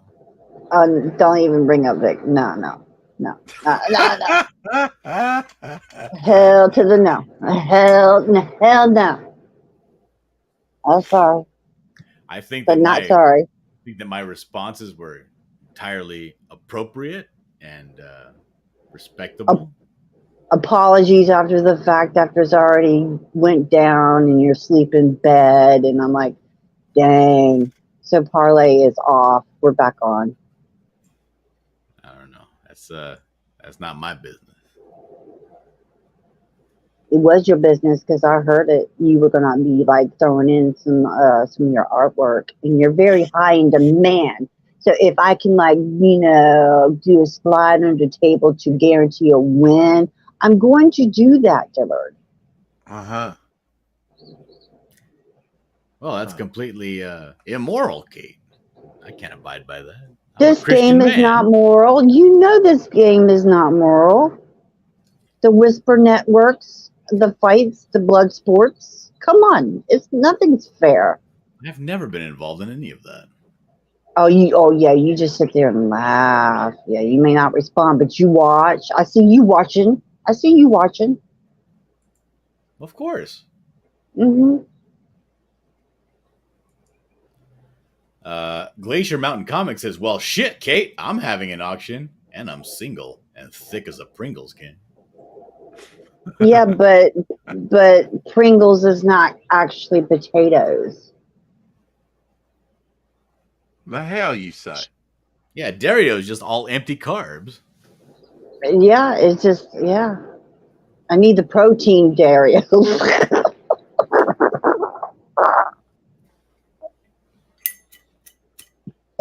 As he lights up a smoke. Was that good for you? Anyway. Fresh meat. I don't get it. It's okay. She needs the protein. Oh. He didn't get it. Rex, don't explain. Of all people, Rex, do not explain this to Dillard, please.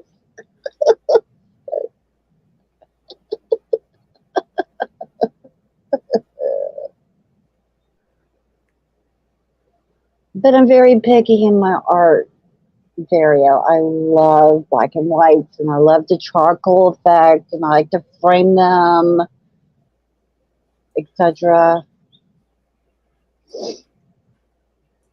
And I don't know if Dillard can do that. See, that is a question. See, if he would respond to me in DMs, we could go back and forth and discuss negotiations. But no. Potato. Do you want the free pick or this free pick or not? It just. This is not an unlimited. This is not a forever offer. It's going to go off the table in less than 5 minutes. What, do I have to DM you again? No, you got to DM Dario. Well, you're doing work for him. So I don't want to step on toes. He's the owner. You're the drawer. I don't want to step on toes. There's respect here. Am I the only one having a hard time following this conversation? I'm perfectly able. I'm good. What would you be stepping on? I don't even know what you want, Kate. What you got Like- to offer? Like if you were to like in my DMs, like start a sentence, state what you wanted, and then put a period. I just told you what I'm into. You didn't listen. You tuned me out like your wife. You said you wanted to know if I draw in a certain style, Correct. And you never answered. using a particular medium. I draw in all styles and use all mediums. If you listen to any of my shows, you would know that. Well, that's just it. That's why I asked, when do you stream? Because I never catch you live, or whenever I want to, or I draw off stream. How See this do I attitude, know? Rex? Yeah. This is you're watching live. No, this is not. Clinic. This is not. This is No, a no, veritable no. clinic No, of a you're the one that needed a therapy from Doc, malcontented not and me. contentious Not me. woman. You needed the one that needed therapy from Doc, not me. So don't be throwing me under the bus here. That's right, Miss. Good stuff. Some would- Pringle cans don't stay full forever, Kate. Cause they salty. What This you is want? female rising. No, it's not. I am not a ranger. How dare you? Now you better call Crayon Carol for that. She's Some would admittedly say a that rising attitude ranger. is everything. No. I am not It's- drunk. I am not stoned. No. This is me. This is Kate Stone sober. This bitch. You Wow. bitch. You're so mean. But if you ever visit my YouTube page, I always begin with good morning pick and a good night pick. And Rex sees my style that I love. Yeah. But no, you don't care. You just look at DMs and just like forget about Kate. She's a ghost anyway. Even when I like try to like, hey, let's parlay. No, I get Every time I ignored. see a picture of Miami, I think of Kate. Not in Miami. Stop it. Uh-huh.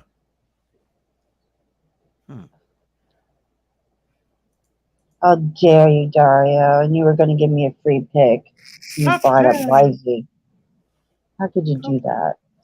And I'm not going to, no, don't you even think about that, dealer, Mrs. Good Stuff. Can you do a Mona Lisa with Crayon Carol? No crayons. Of course Cool. I could. I don't want crayons. I want charcoal. Oh. And what would you like drawn? If you in charcoal? go to my page, my Twitter page, you will see samples of my taste. Rex knows my taste. He could fill Rex. you in. Rex, what would Kate and Orlando like as a drawing in charcoal? What is her taste? Marlena. Okay, Marlena there you go. Dietrich. There you go. What did you say? She was talking over you. Marlena Dietrich. Classic Hollywood. Oh. Black Yeah, I and can do that. white. Oh, I just heard that disappointment in your voice. Oh, thanks.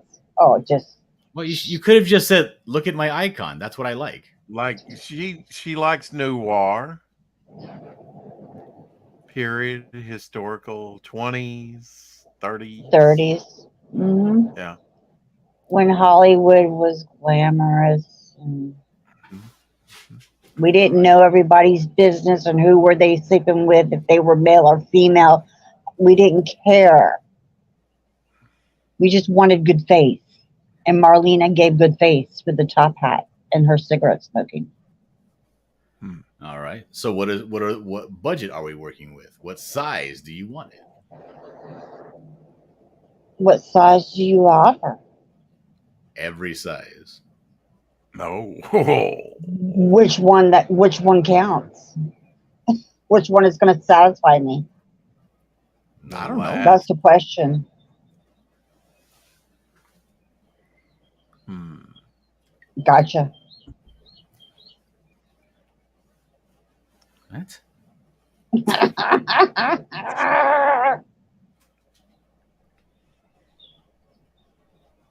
I'm glad one of us is having fun. Yes. I hope the chat is too. It's not gross. I just asked what size does he. I just asked the size, Miss Good Stuff. I don't know where you Getting going. gross in here. Yeah. Damn, the 30s female rising. Might be No. older than Rex. No, she's Don't not. go. No. Dirty 30s. Huh. Ought to be 30 again. Or in the 30s. Somewhere in the 30s. I'd take it. All right. So if you wanted a portrait, the typical like charcoal style is probably somewhere in the neighborhood of a 10 by 14 or 12 by 12. But if you Okay. wanted it larger, regular canvas sizes are like what, 20 by 16, 36 by 12, that sort of thing. It's all up to you. Where do you said you wanted it framed, so I'm assuming you're going to put a mat with the frame. So you want it Correct. A smaller shadow than box. A shadow box. Yeah. right. So I mean, it's entirely up to you what size you want it. Also, I have a mat cutter here at my office, and I have razor blades and cutting boards. I can make it any specific size you want. Can you leave your DNA on it on the picture with your blood, so I know that you work really hard on this? Yeah, I'll be extra, Wow. but yeah. I just want some retribution, reparation. Wow. I want your blood. Yes, I for want your making blood. me suffer and ghosting me. Huh. I get no love. So lonely life here in Not that Orlando. you haven't been offered love. She Yes, I have, but doesn't get love. She gets yeah, no I've been No love. offered to be flown across the pond for love, and it's like no. Oh. I will not drop names. I don't play that way. Like a skipping Oh. stone? Yeah. We can Sure, go. why Yeah, not? we can. Why not? We can go with that. Yeah.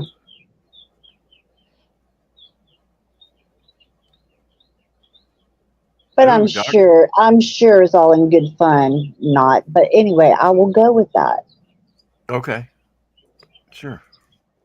Mhm.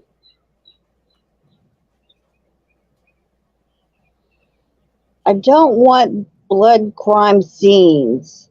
I just want Taylor to acknowledge Kate in Orlando. Something with class. Exactly. Hoity-toity. Pinky in the air. There you go. Glamorous. Very. Quite. Indubitable. Indomitable. Yes, I agree. Mrs. Kara Lombard was gorgeous, Oh. but I'm partial to Marlena Dietrich. I They heard have a she lot was- of. Do they have any museums there in Dayton for old Hollywood? I don't know. I'm not in Ohio. Trying to trip her up there. Uh-huh. Yeah. But Kate's too quick. I'm not a gross ghost, Dario. Oh. Dario. I hurt my fifis. Oh. No, I'm just gonna leave now. I'm gonna go back and chat. What? Yeah, just so you can beat up on him. Wow, Fantastic Voyage is on YouTube. Cool. I'll have to watch that. Making a Fantastic Four Voyage, 2006. Oh. You see what I got to go through, Rex? I went through all that. Didn't even get a commission at a key. Yeah. Well, she'll probably DM you. She'll probably DM you. That's I swear it's always the same way dealing with people from Daytona Beach. Tisk, Dillard. Tisk. What does that mean? That's disparaging. Tisk. What do you think it means? I don't know. Does it mean like shame?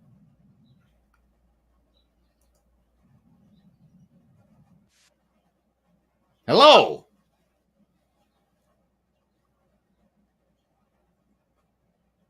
What happened?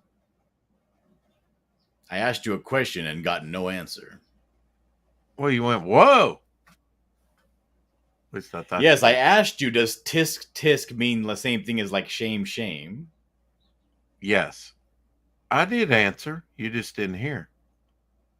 Okay, meeting in 10 minutes. I'll catch you all later. See you, Miss G. So what So what's about up? this skeleton romance comic? Yeah, you want me to draw some skeleton romance, some skeleton makeout sessions? No. I thought that you were trying to woo me with that picture of Swamp Thing. No. Really?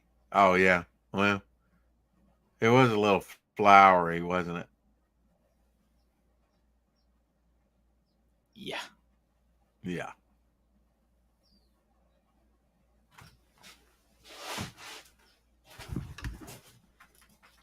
All right, back to drawing. Enough of this nonsense. You probably need to practice your skeletons every now and then, huh? Nope. No? You think you got Never. it down, huh? I know I got it down. What Okay. are you talking about? Practice my skeletons. They don't change. Right, exactly. They always look the same.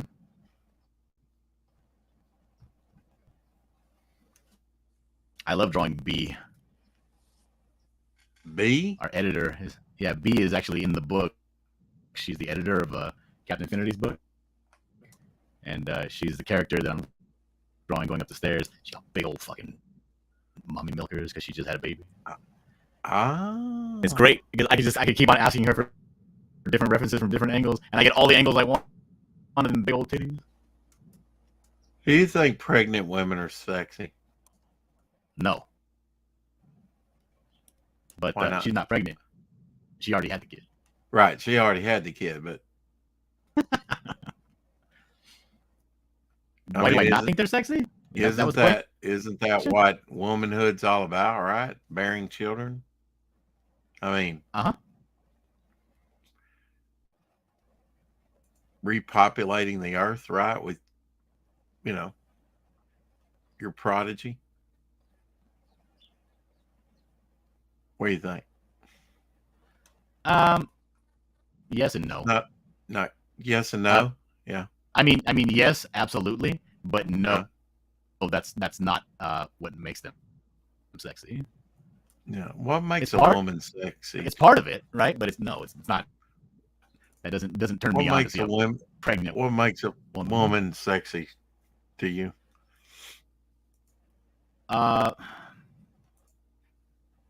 That little I don't look in wanna their sound eye, that I don't want little glance. I sound like a misogynist, right? But right. appreciation, the look of appreciation, does it for me. Yeah. Yeah. The look of like either you are very competent and I like that, or I didn't think that you could do that and you did it. Yeah.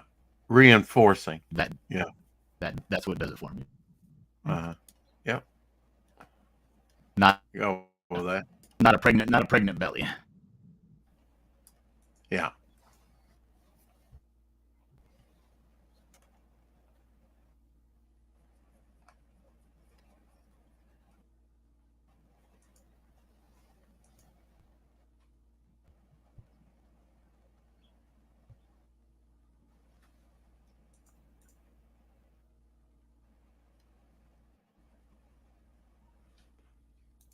And a servant's heart. What are you drawing? A servant's heart. There you go.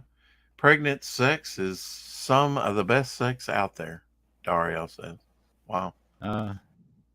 Imagination. I'm a very- Imagination. I'm a very aggressive person, Rex. I like to flip them around. I like to contort them. I like to do whatever I Right. feel like. Hey. And when they're pregnant, it's not as easy.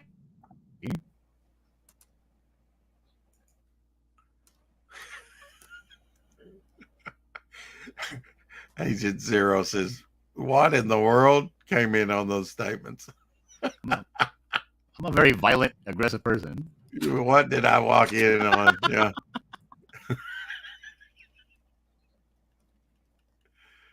Oh, man. Stick with God. He's not losing. There you go.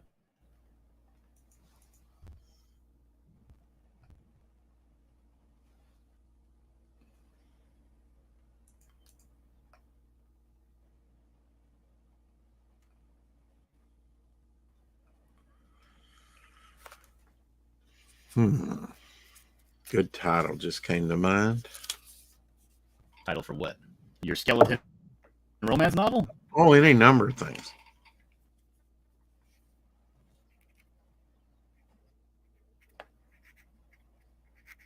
So I watched that Chris Rock Netflix special Uh-huh. where he addresses the Will Smith slap finally, and what an abysmal failure that special was. What I How heard of it embarrassing. on the radio was not funny. Makes Not a funny. complete ass out of himself, and during his big reveal with his big joke, fumbles over his own joke and ruins his own joke. What a fucking putz. Yeah. Yeah, and I had just heard him. He was on Justice League Action doing a voice. What voice was it he was doing? Some character in more than one episode, as a matter of fact.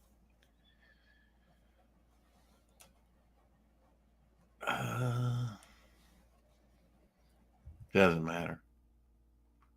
He did some voice work. What are you drawing? You want to show? You want to bring it back up? Sure, yeah. Hold on a second. Kate in Orlando says it was a smackdown. Check your DMs, Dillard, she says. Pregnant box is what I'm talking about, Dario. Waiting Dillard again. Things aren't been the same since Patrice O'Neill left the podcast. Got huge. Patrice O'Neill. Nah, I don't care. Somehow Imagine. I figured you wouldn't. I don't sweat the small stuff. Now, you told me that there's certain things that you don't care about, that you don't pay that much attention to as well. I think an artist has to do that from time to time, right? Be Always. selective. Always. I'm Exactly. very selective with the stuff that I take in. Yes. That's why I think you should be. Unless I have absolutely nothing to do at all, I will not try something that's not been recommended to me by somebody whose recommendation I trust. I'll try it once, right? Like, for instance, Dario in the chat here, right? I was like, you know what? Dario recommended something to me. I said, I'll give it a shot. He's never recommended anything to me before. I don't know if his recommendations are good or bad. I'll give it a shot. He recommended a movie called Nocturnal Animals.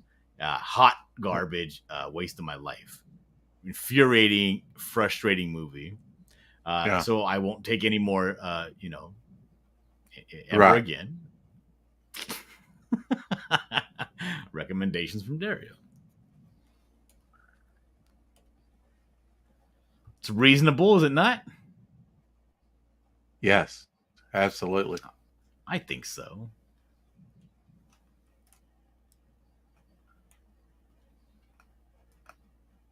I give you a shot. If it doesn't work out, you know, it wasn't meant to be. Maybe I just get my recommendations elsewhere. It's not a big deal. It doesn't say anything about you as a person. It just says that you and I have different tastes, right? Right. Absolutely.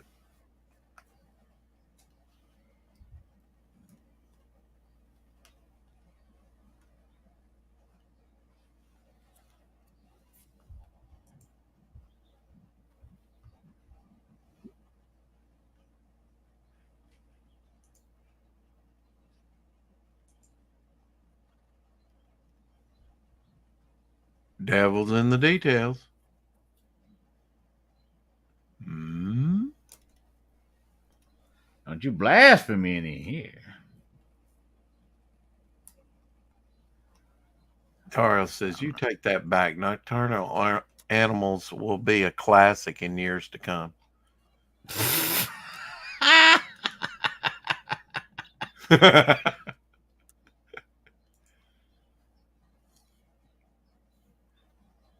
We shall see.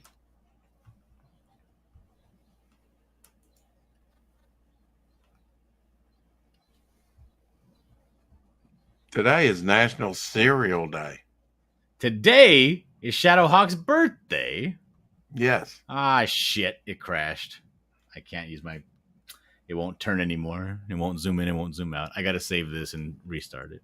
No, today is not National Cereal Day. What crashed? What the hell? My drawing application. I can still save my drawing. I didn't lose anything, but I have to close everything down now Oh, and boy. restart it. Uh-huh. Okay. What's happening here? This was a cool scene. You see this scene? They're looking down at this guy running down the stairs, and he catches up with them coming down the stairs, and he's like, "Hey, bitch, coming at you. Watch out." Yeah. Uh-huh. He's dropping his tea. Yeah, you know it's serious if he gets rid of, if he chucks the tea. Yeah. Oh. All right, let's get rid of that and close it all down. Close it all down.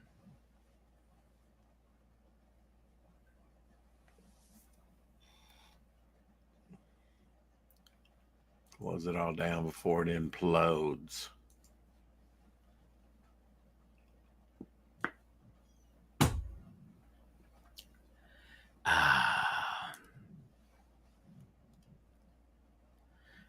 Kate and Orlando, I sent you a response. Waiting for a response.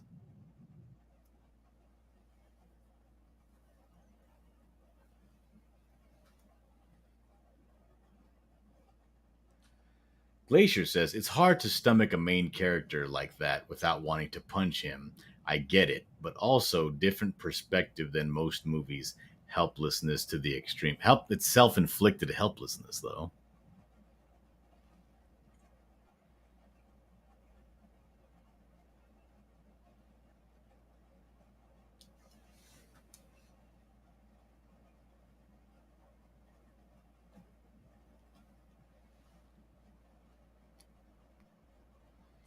I might need to get a new...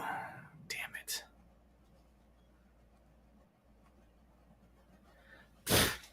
My stylus is getting on in years. I have to order a new one. Well, I mean, how much is a stylist? Oh, no, they're not free, if that's what you're asking. Well, no, they're not free, but I mean, they're not super expensive, right? Nope, just $32 and I get 2 of them. Oh, yeah, that's reasonable, I guess. Mm-hmm. But how much service do you get out of one? Quite About, a bit, right? About 11 months. I use mine really heavily, so I get Well, about... you do, They're don't supposed to be good for like 3 to 5 years, but I usually run through mine in less than a year. Right. Yeah. And is it that the tip gets dull or what? No, here, I'll show you. Let me start my camera. Okay. It has a rubber thing, right? Covering on it. That the more you use it, it gets really wongo and starts to slide around. there's a little button right here that you click to toggle between eraser and pencil. This one has fallen out. And then this back here is where you charge it, right? It comes with a little charger, like eventually that this kind of head gets like swallowed this. out. Yeah. No, what you see here is it starts to crack. You see that crack right there? You can't really see it. It's too fuzzy. I see it. It starts to crack some. So, and then, you know, and as this goes on, this right here starts to fold up on top of this thing. It moves around because the coating gets too loose. And I think you could probably take that off. The nib itself, right, comes out, and you can interchange these. This is the same nib I've had since I had it. Okay. I'm not heavy-handed at all when I draw on the screen, so it's not really an issue for me. But it's the actual pen that falls apart. Well, can I make a recommendation? About what? Cut that sheath about off. My weight? No, when it gets absolutely old, not. You can go to a hardware store and you can get like whatever color you want. I've seen blue, yellow, red, silicone, and you could brush that on. Yes, and you it can. would probably hold up better than that thing, which looks. Is it rubber or is it silicone already? But it's separate from the piece. If you brushed it on, it would almost, be better than just like a sheet that they put over it. Because I could see where that would loosen up over time. Kate in Orlando says, I responded, Dillard.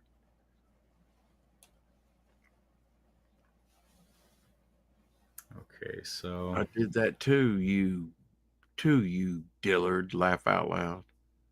Wait, like I do. Yeah. Can't wait to file my taxes. $8,000 back for my kiddo. Woohoo! Yeah, Dario. Yeah. Good for you, brother.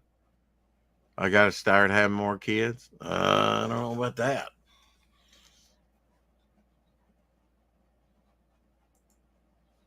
I don't know about that one, Dario.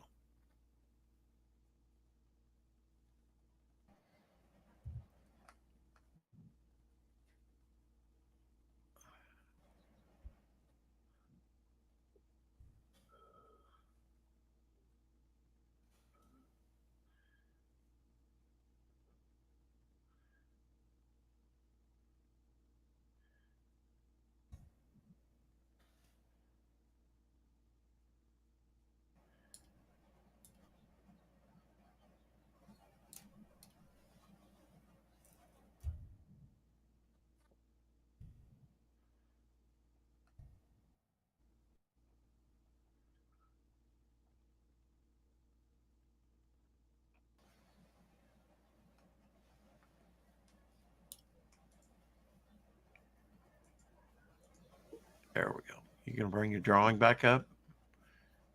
No, it's still loading. Cycle through. Wow, it takes a little bit, huh? Yep.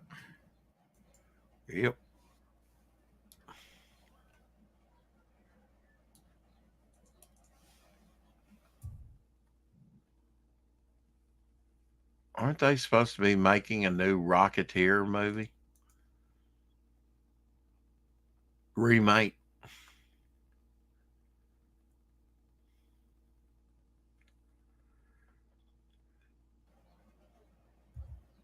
I don't know.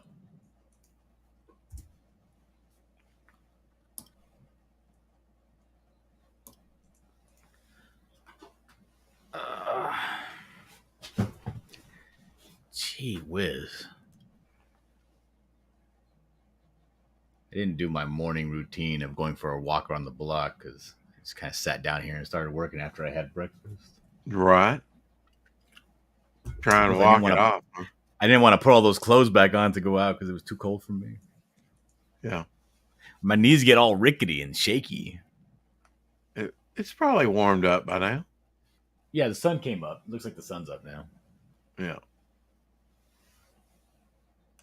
Wow, that's a great transformation piece. Hulk.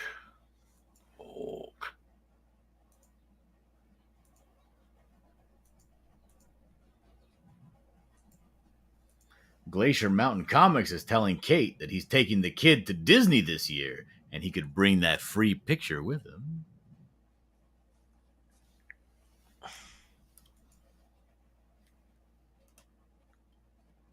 No? Taking the kidney. The kidney. Kiddo. My goodness. I amaze myself sometimes, Dillard. I'm taking the kidney. No, you're not. I only have two. I'm taking the kiddo to Disney this year. Well, I mean, $8,000 back. I guess you can afford to. That's going to be an expensive little thing. But you know,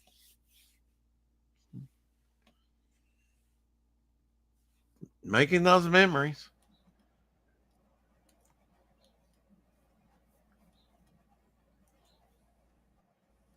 Every Disney, I mean, you know, I would have recommended that years ago. Definitely. What, going to Disney World? Yeah, or I always used to get Disney. jealous. I don't know, because maybe it was the time that I grew up. Right. There was this phenomenon where every single TV show was doing a live from Disney World thing. You know what I mean? In the 90s, like Full House, Family Matters, and they're they're doing episodes from Disney World. And I was like, oh man, because that to me that was, if you actually get on a plane and take your family over to Disney, it's like fancy people shit, right? It's rich kid stuff. Now, granted, I have Disneyland right here. Oh, I had it kind of smeared in. Oh, you haven't been to Disney World? Right, I've never been to Disney World. No, he never went. No. My brother went to Disneyland when he was real young. Well, let's see. He would have been about 5.5, near 6, maybe somewhere in there.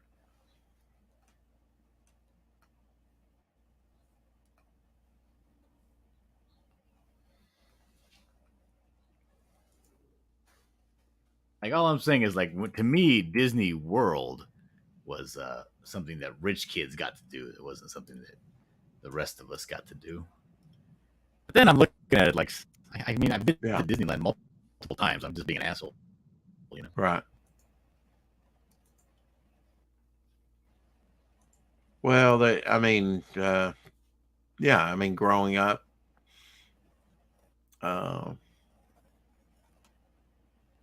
there were people that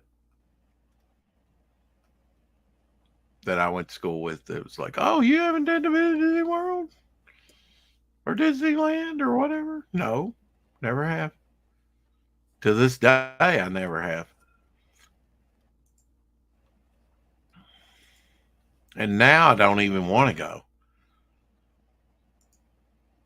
No, I mean, why would you? Because it's went woke. And did you see that by chance? Did you see that footage of where one of their employees, like the Minnie Mouse, was beating up this other girl? No, I didn't see that.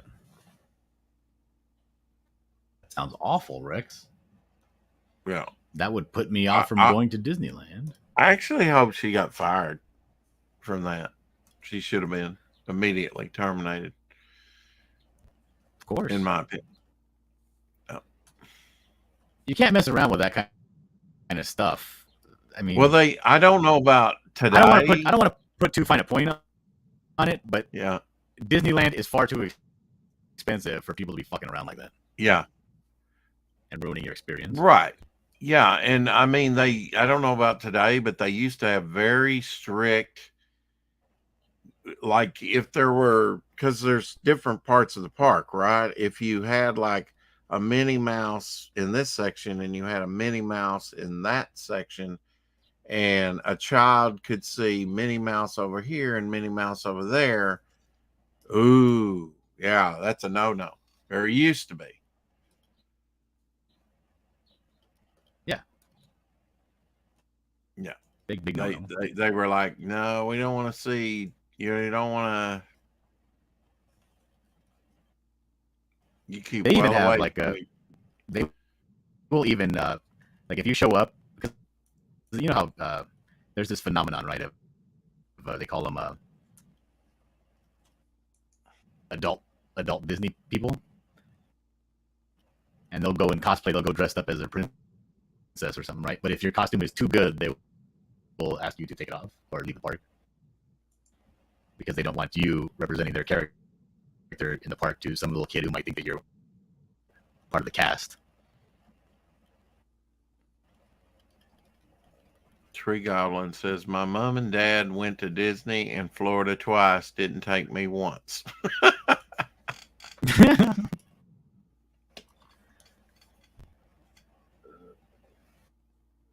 Okay, let's see. Okay, it's back up. Hold on a second. Present, share screen, entire screen. There you go.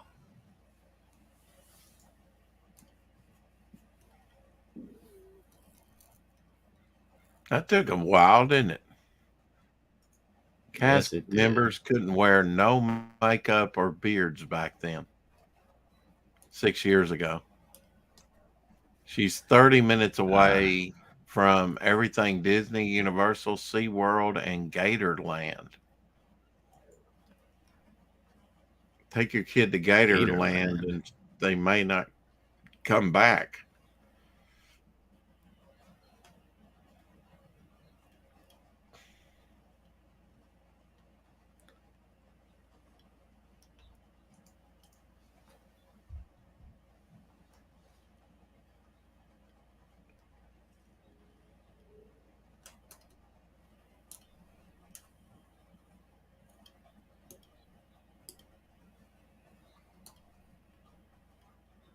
Arthur Adams Hulk.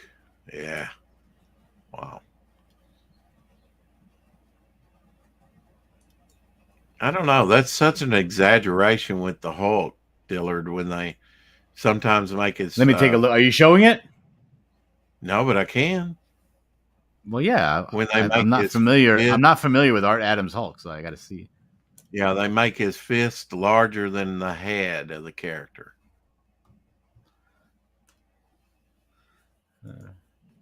I don't know if you can see that. Yep, I could see it. Just like pencil. Look at the size of that foot. I hate that. I don't like it. Or this doesn't even look like Art Adams. This is someone else, I think. Again, that fist is even way larger than his head. Proportions. That's definitely Art Adams there, though. The purple pants never made much sense to me. Some Art Adams Hulk figure. Okay. Maybe he just drew him in a couple different styles.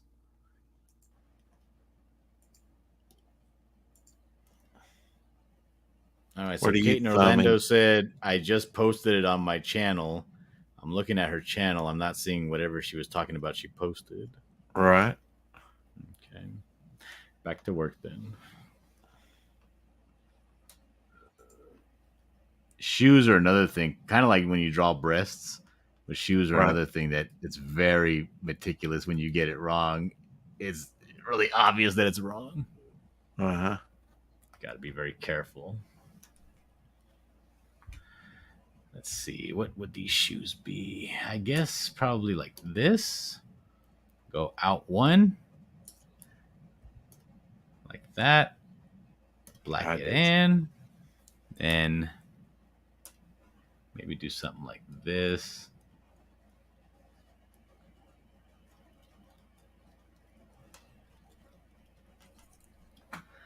There we go. That works.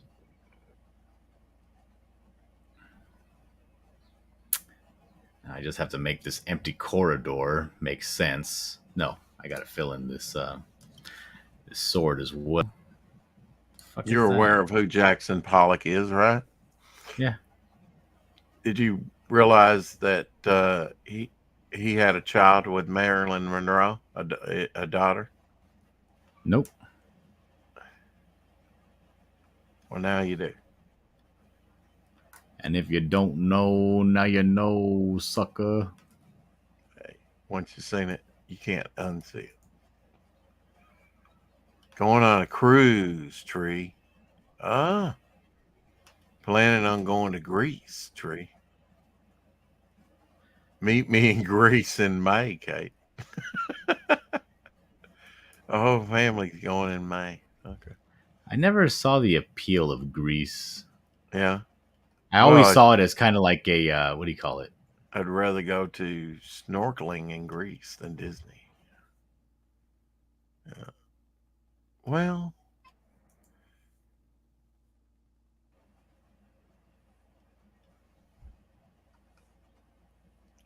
Greece has a crashed economy. Remember, it was only a few years ago under Obama. I know he was president at the time. They kind of closed all the banks, and you could only withdraw like $60 a day out of the bank. I think that Obama was actually the president of the United States, not Greece at the time. Well, it was during his tenure. And that's how I remember it, because things were bad all over, and he wasn't making them. So goes America, Dillard. So goes the world. Now that may change over to China or some other country, but I heard a prediction that within the next couple years, the currency will get off the dollar and go to some digital currency in some, or they'll be well on their way to that. You think so? It's coming. You know, What do you think Yeah. it will be? it'll be You some seem- form of. You seem digital very national- certain that it will happen. It'll be What some do you kind of think it will digital be? national What kind of currency digital national currency set up by the government or set up by a bank? set up by the government. Yeah, through the banks or whatever. It's you can kiss half the value of what you have. Say you're worth $250,000 now, it'll be half that. If you have $1 million, it'll be $500,000. Well, why don't you simply convert it to this new bank, this new currency? Well, when they reset that, I'm saying the value of what you already own will be cut in half.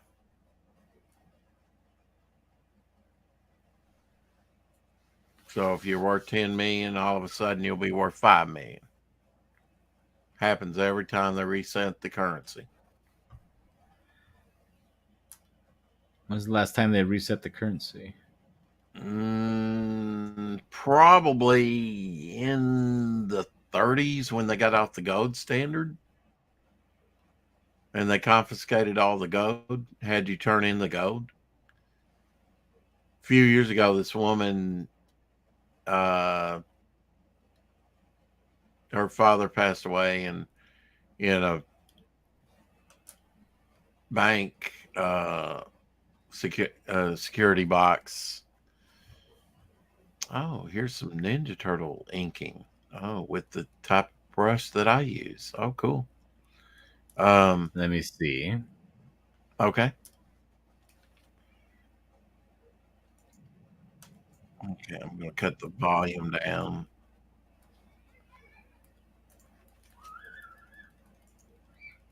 There you go.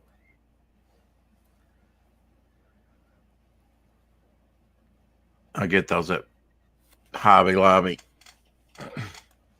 Inks in the barrel. They're okay.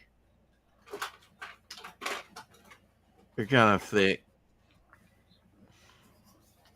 They're good for filling in large areas. Yeah. You know, if you get proficient with it, you can. I have one of those. They call them Arteza. I'll show you my camera. One of these Uh-huh. that you can fill with ink, or you can fill with water ink mixture, or I use it for when I do washes and stuff. And sometimes if I want to fill in a big area, I'll use one of these for just fill it with pure ink. Yeah. That'd work.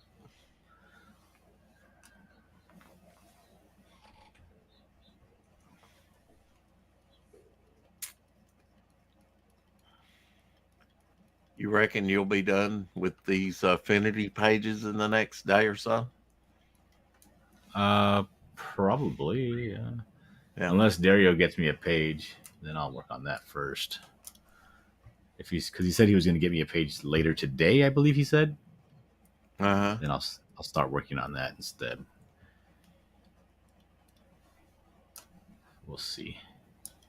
We'll see what happens. Wow. There's a goose with 2 tigers. Tigers, you are trapped. You know what they say? What's good for the goose is good for the tiger. One of them's a white tiger, which you don't, very rare, you know.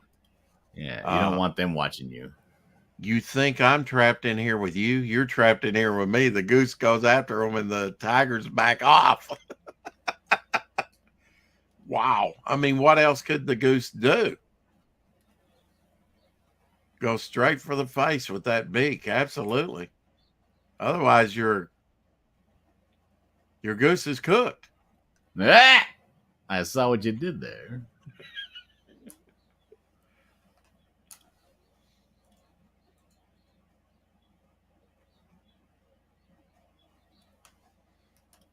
What's your favorite sci-fi movie of all time? Sci-fi. I have to think about that one. Yeah, I don't really have those on deck. Yeah.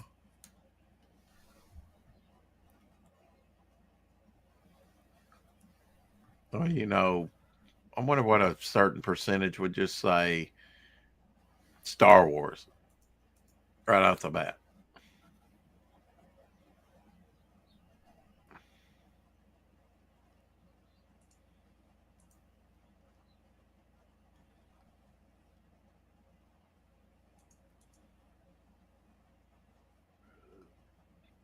You gonna give me one, or you want to think about it?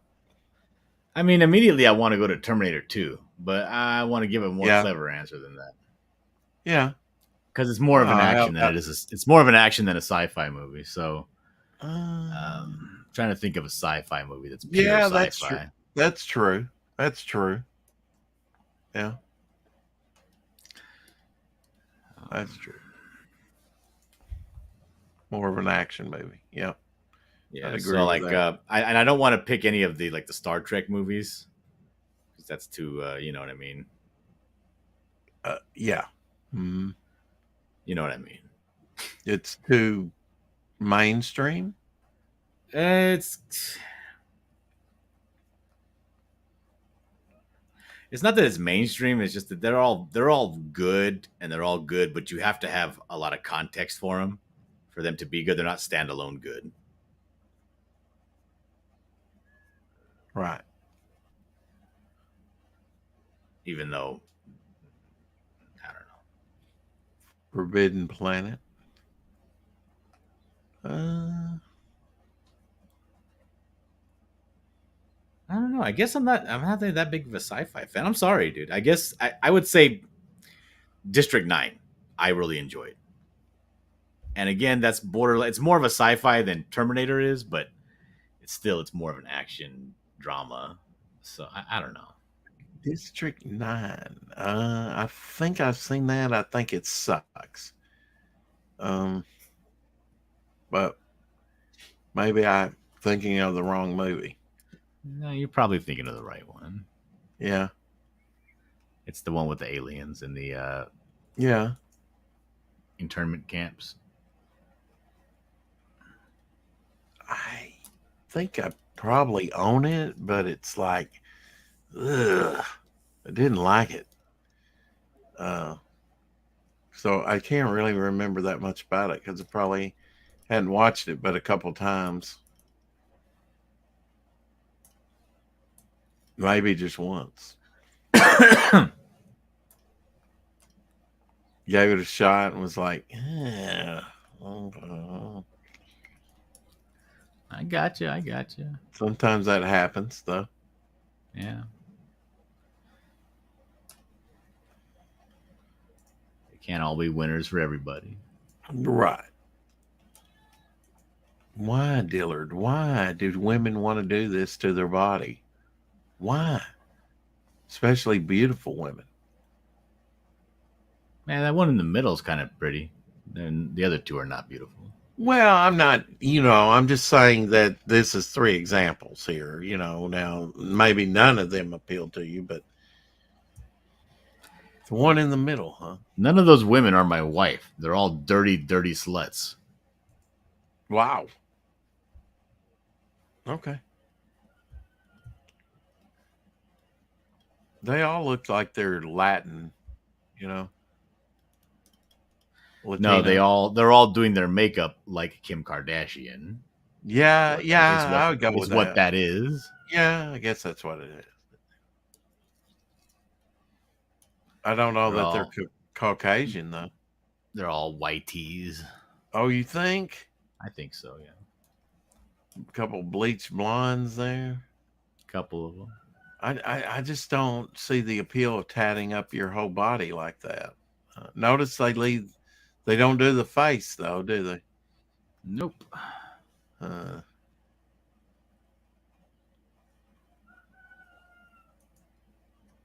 I guess that's part of the culture, so.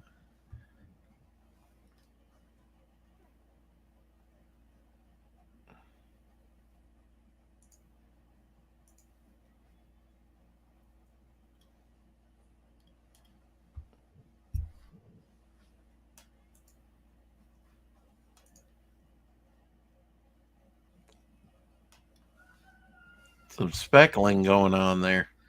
Yep. It's on a different layer. I'm just getting rid of it on it's the texture on the wall. Uh-huh. Behind them. Sees Dillard's big forehead now, Kate says.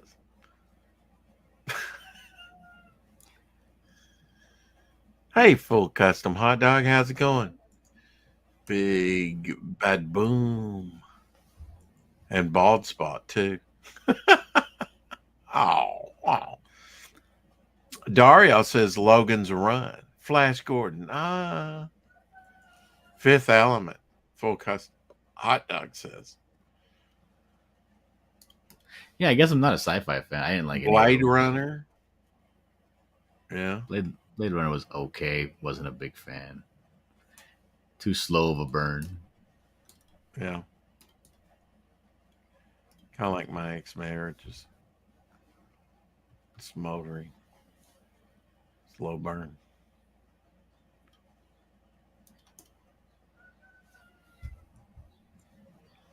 Damn that rooster. Yeah, he makes noise. At least he's filling his oats, having fun. We only got the one, and he makes enough noise for 3. Yeah, he does.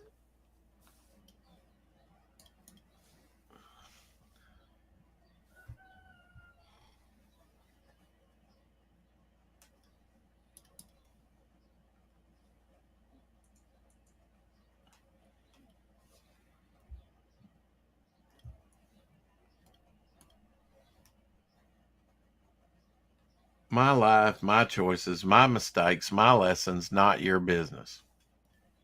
Huh. Huh? My life, my choices, my mistakes, my lessons, not your business.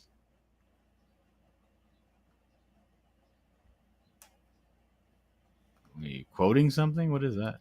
Yes. What are you quoting? Something that someone posted. Where? Night Sister on Twitter. Would you like me to DM it to you? No. Just, No. That's okay. I'm okay.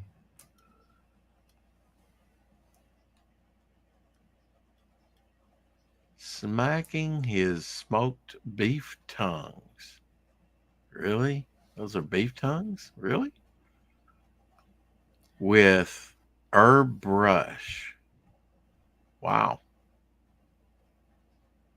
Who knew a cow's tongue was that big?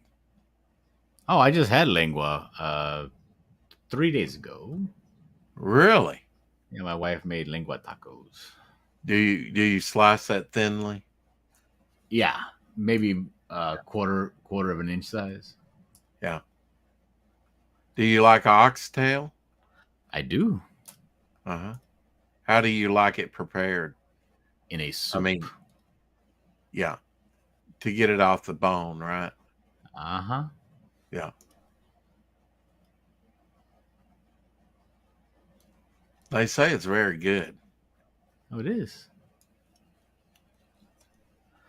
It's best when you're sick. That's fantastic. That's what I need to do. I need to design a wraparound cover. Or, yes. I have a good inner man ideal for a good wraparound cover for to give it space.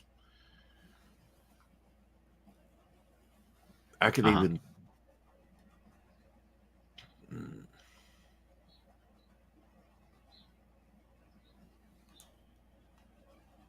it's kind of the looking glass effect, I guess it would be a portal between them, and you have a positive and a negative with this costume.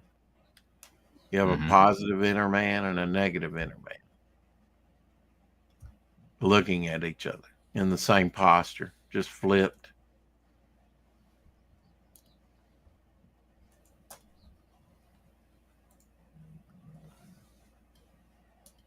I did a cover for Rick Piper for Snowdrift. I believe I've seen that. Yeah.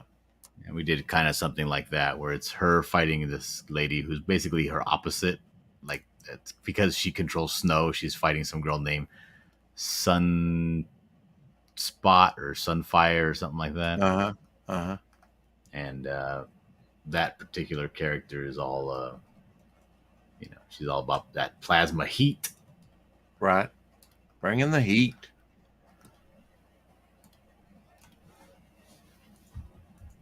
Did he use it? Because I know you did one piece from him and he didn't use it. He hasn't used it yet. But the book hasn't come out yet. It's still in the works. It's still being drawn. Actually, I'm drawing that book, to be honest. Snowdrift? Yeah, I'm doing Snowdrift. Yeah, I thought 2. you were. Yeah. I'm doing the pencils for it anyway. He's got somebody lined up to murder my pencils. Oh, man. For inking it? Yeah. Huh. What can you do against such reckless hate? All right, let's say you even penciled and inked it. I've there's certain artists, they're like, I don't like the color job on this. Yeah.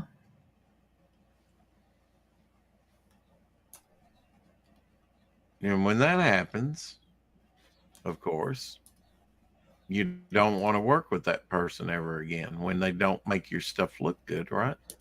Yeah, I want my work to shine. You want your work to shine, right? Because your reputation, your work, it's all bound up together, isn't it? Yeah.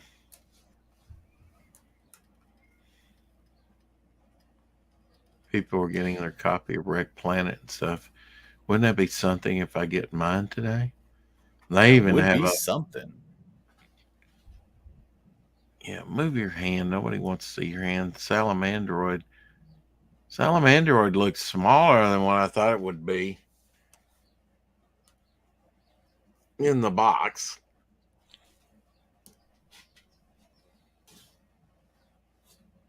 Maybe that's Cyber Frog. That's probably Cyber Frog.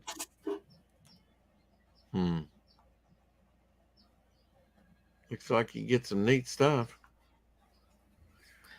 Ice Queen says, I had oxtail soup yesterday. Did you now? Hey, Caroline. Sweet Caroline. What do you like in there? Oxtail soup. Mm-hmm. I like carrots, and I love corn. Yeah. I can't get enough of corn. Any kind of soup, meatball soup, chicken soup for the soul. Man, They say if you can that- get me a couple of pieces of corn swimming in melty butter. Oh, I God like it damn. too, but I'm like a I pig don't- in shit. I don't trust the genetically modified corn.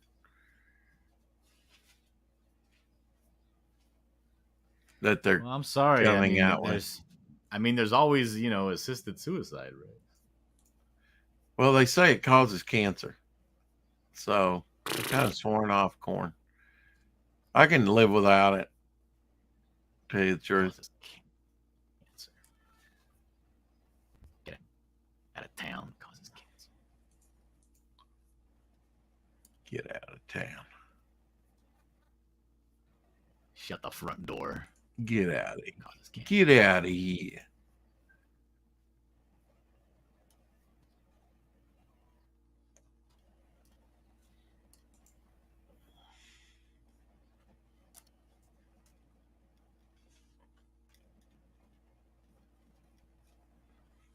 You gonna bring your drawing back up so I can feature it again? I don't know what happened to it. No, I have to put in. It's either that or we detail. look at your I have to forehead. put it in a detail that is not allowed to be shown. Oh, So, okay. it's It's a reveal, so secret. Secret. yeah, I got a I secret. cannot show you, Rex. Cannot I divulge. apologize. That's fine. You owe me nothing. I And asked for nothing. You you'll owe like me it. nothing.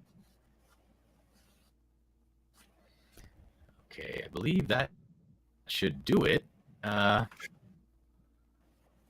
let me save this. It's done now. Cool. Save as PNG. Save. No. TIFF. Sorry about that. Save as TIFF. Save. Yes. Give me one second. I have to hop off of this. This is going to take me about a minute and a half. Be right back. All right. Do do do do do do do do do.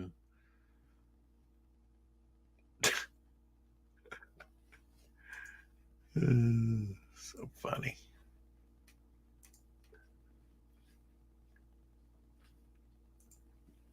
Stonehenge, the real story. Dinosaurs playing with blocks. Ooh, this can't be good. See a flaming asteroid coming. Yeah, I never considered that. Giant lizards did built Stonehenge. Wow. Then became extinct. Okay. It could happen. I see Dillard's unibrows now. Yeah. Caroline, you're not going to tell me what you like put in with your oxtail? Jamaicans got the best oxtail.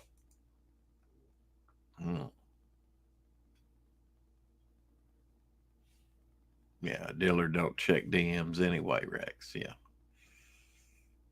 Yeah. You know, it's going to be what it's going to be, Kate. All right, I'm back. What did I miss? Not much. We were just back on the oxtail thing.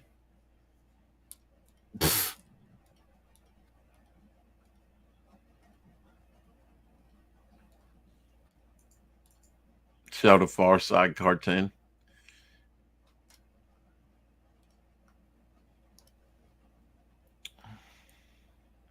Born on this day in 1872. Mondrian.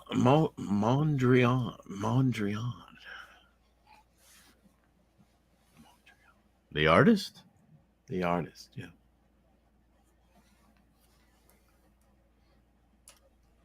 Let me open up my Google Drive. Oh shoot, man, this is.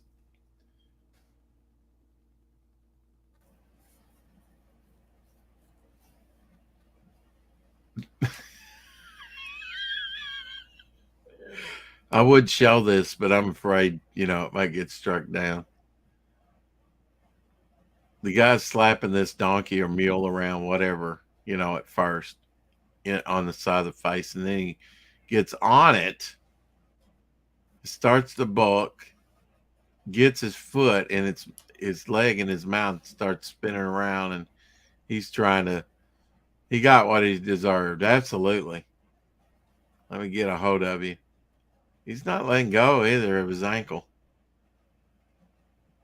Because he hit him pretty hard a couple times. I don't know what pissed him off towards the animal, but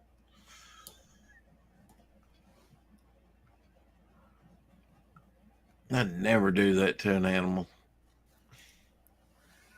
Are you showing it? What's happening? No, I'm not going to show it because you know how YouTube is. They might call that, animal abuse or violent content. Oh, yeah.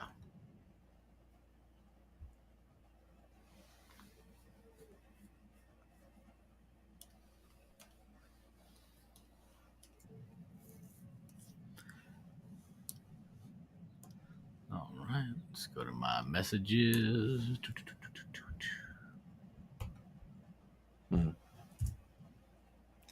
File 13.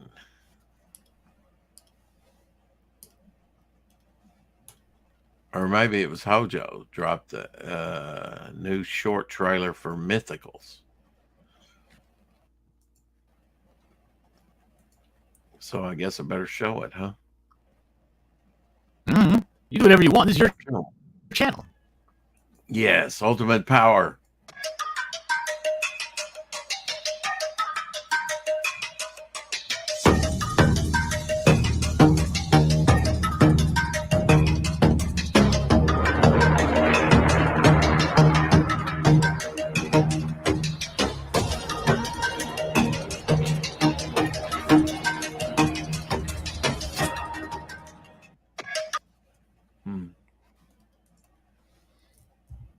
Interesting.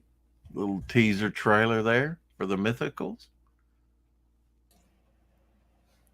Next time I talk to him, I'll have to ask him who made that.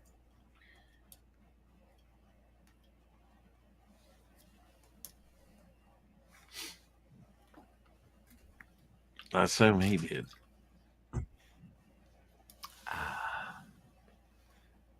All right. Well, let me ask done you. and sent off. Go ahead. Let me ask you this then. Yes, What sir. makes a good sci-fi movie? I wouldn't know, dude. I'm not a sci-fi fan. Like the greatest sci-fi movies of all time, I'm not fans of. Like I couldn't even tell you what makes a good sci-fi movie. Honestly, Right. if you were to ask me and I were to give you my honest opinion, I would say anything that's, makes it less sci-fi and more action.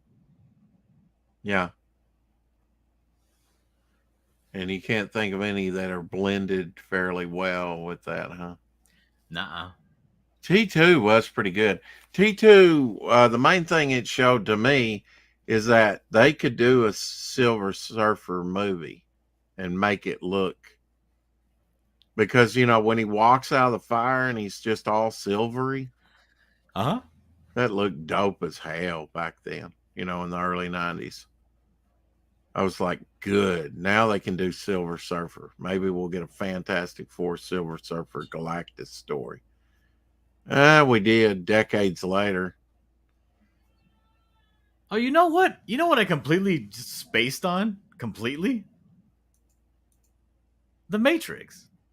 That's a very sci-fi movie. And that was a fantastic movie. The Matrix to me looked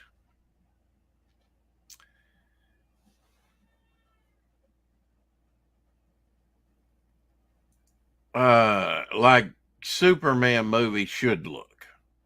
Because when he grounds and pounds him into the pavement and just the super feats that they do, I'm like, why don't they make a Superman movie like this?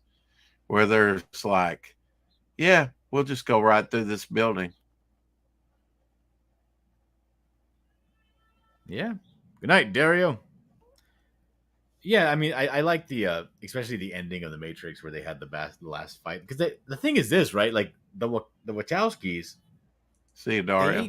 they're not fucking slobs, dude. They're not like they don't really go half measures. I love their stuff.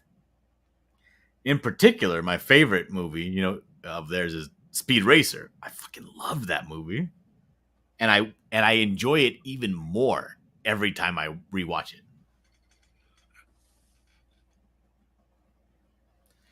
Yeah, The Matrix was a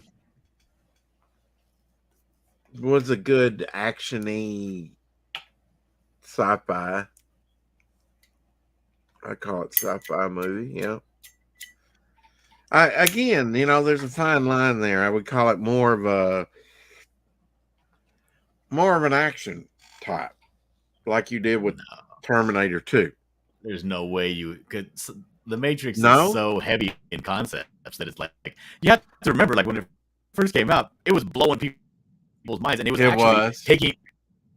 taking you through this sci-fi concept, but at the same time, Yeah. you didn't feel like you were being given a whole cosmology. You were just along for the story. It was so well done.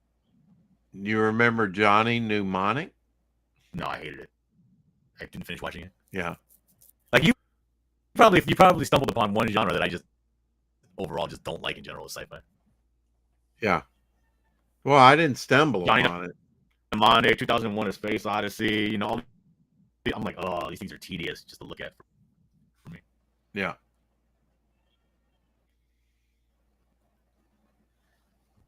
What's tedious about it to you? The pacing. The pacing, yeah. A little slow. The drab, almost universally the drab and dreary atmosphere of it. It doesn't have any, like, it's drab and dreary atmosphere, but there's no richness to the drab like you would find in like a noir, like the richness of a noir film. Well, how about Blade Runner? How about Blade Runner? Blade Runner too. Yeah. Yeah, I mean, how can you get something that looks so cool, and then when you get down to street level, it be so fucking drab and lifeless? Yeah, it's dark in tone, dystopian, and I get that you rarely see the effects were very, very, very good. The effects, especially in the intro, the effects still hold up today. Right, but it still has that drab and dreary feel. Right, I don't like that. Yeah.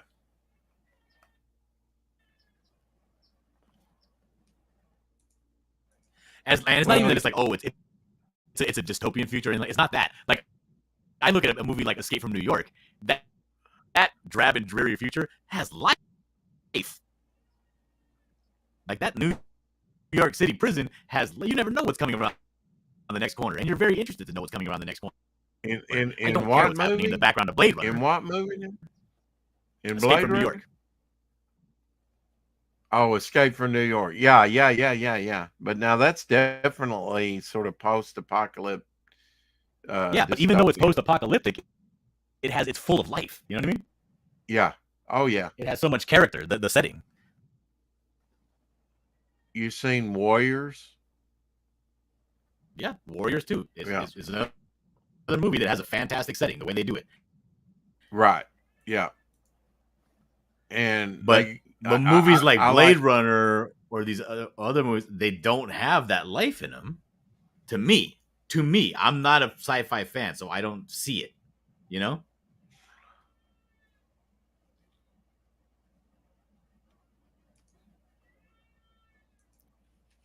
Yeah.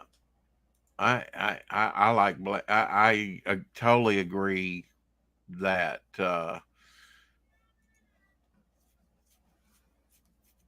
most especially in today's modern sensibility, it's drab. It's post-apocalyptic. It's what do you? How about since we're talking about that, it's Mad Max movies. You see, that's the thing. You're not getting what I'm saying, and it might be because I'm not explaining myself correctly.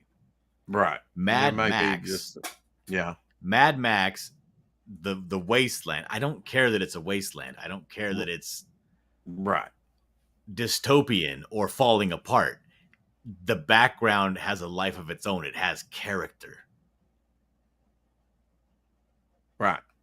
When you see Mad Max and you see, the wasteland and the trading posts and all that, your imagination opens up, right?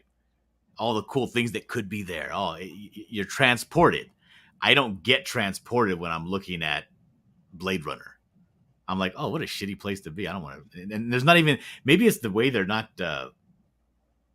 Maybe it's the way they film it, that they're not highlighting certain things in the background. They're not showcasing anything. It just seems very workmanlike. Yeah. Boring. Yeah. I would think that the Star Trek movies would be that for you. They are. I mean, I could give two shits about what, I'm trying to think of the name of it. What's that science center they're always talking about? Like when they actually show the architecture of Earth, I don't care. I don't care what Starfleet looks like. It all looks the same, and it's all just the domes and spires. You know what I mean? It's whatever. It's nothing. The stuff that happens on the ship is extraordinarily interactive. I love all of it. I want to know how long it takes to get from, this Jeffries tube to this, turbo lift. I want to know. You show me a picture of the Blade Runner, I don't care at all.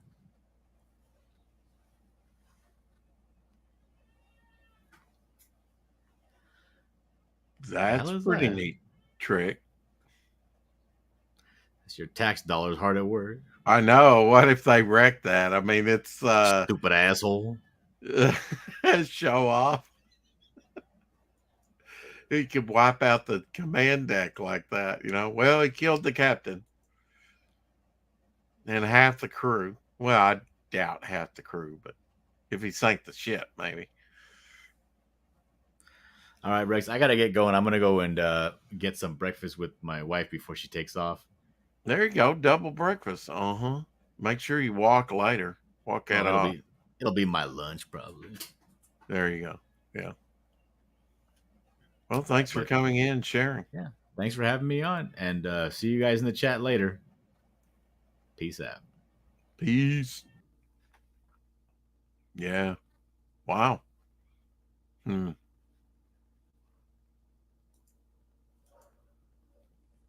Well, there is that. So I guess we will celebrate Shadowhawk's birthday today. On the 4:00 shadow. I don't know what we'll do. I might even have a drink with him, huh? How about that? Carrie says, have a good day, Dillard. Absolutely. We should all have a good day. And with that, I will say a French word, adieu. That means bye. And keep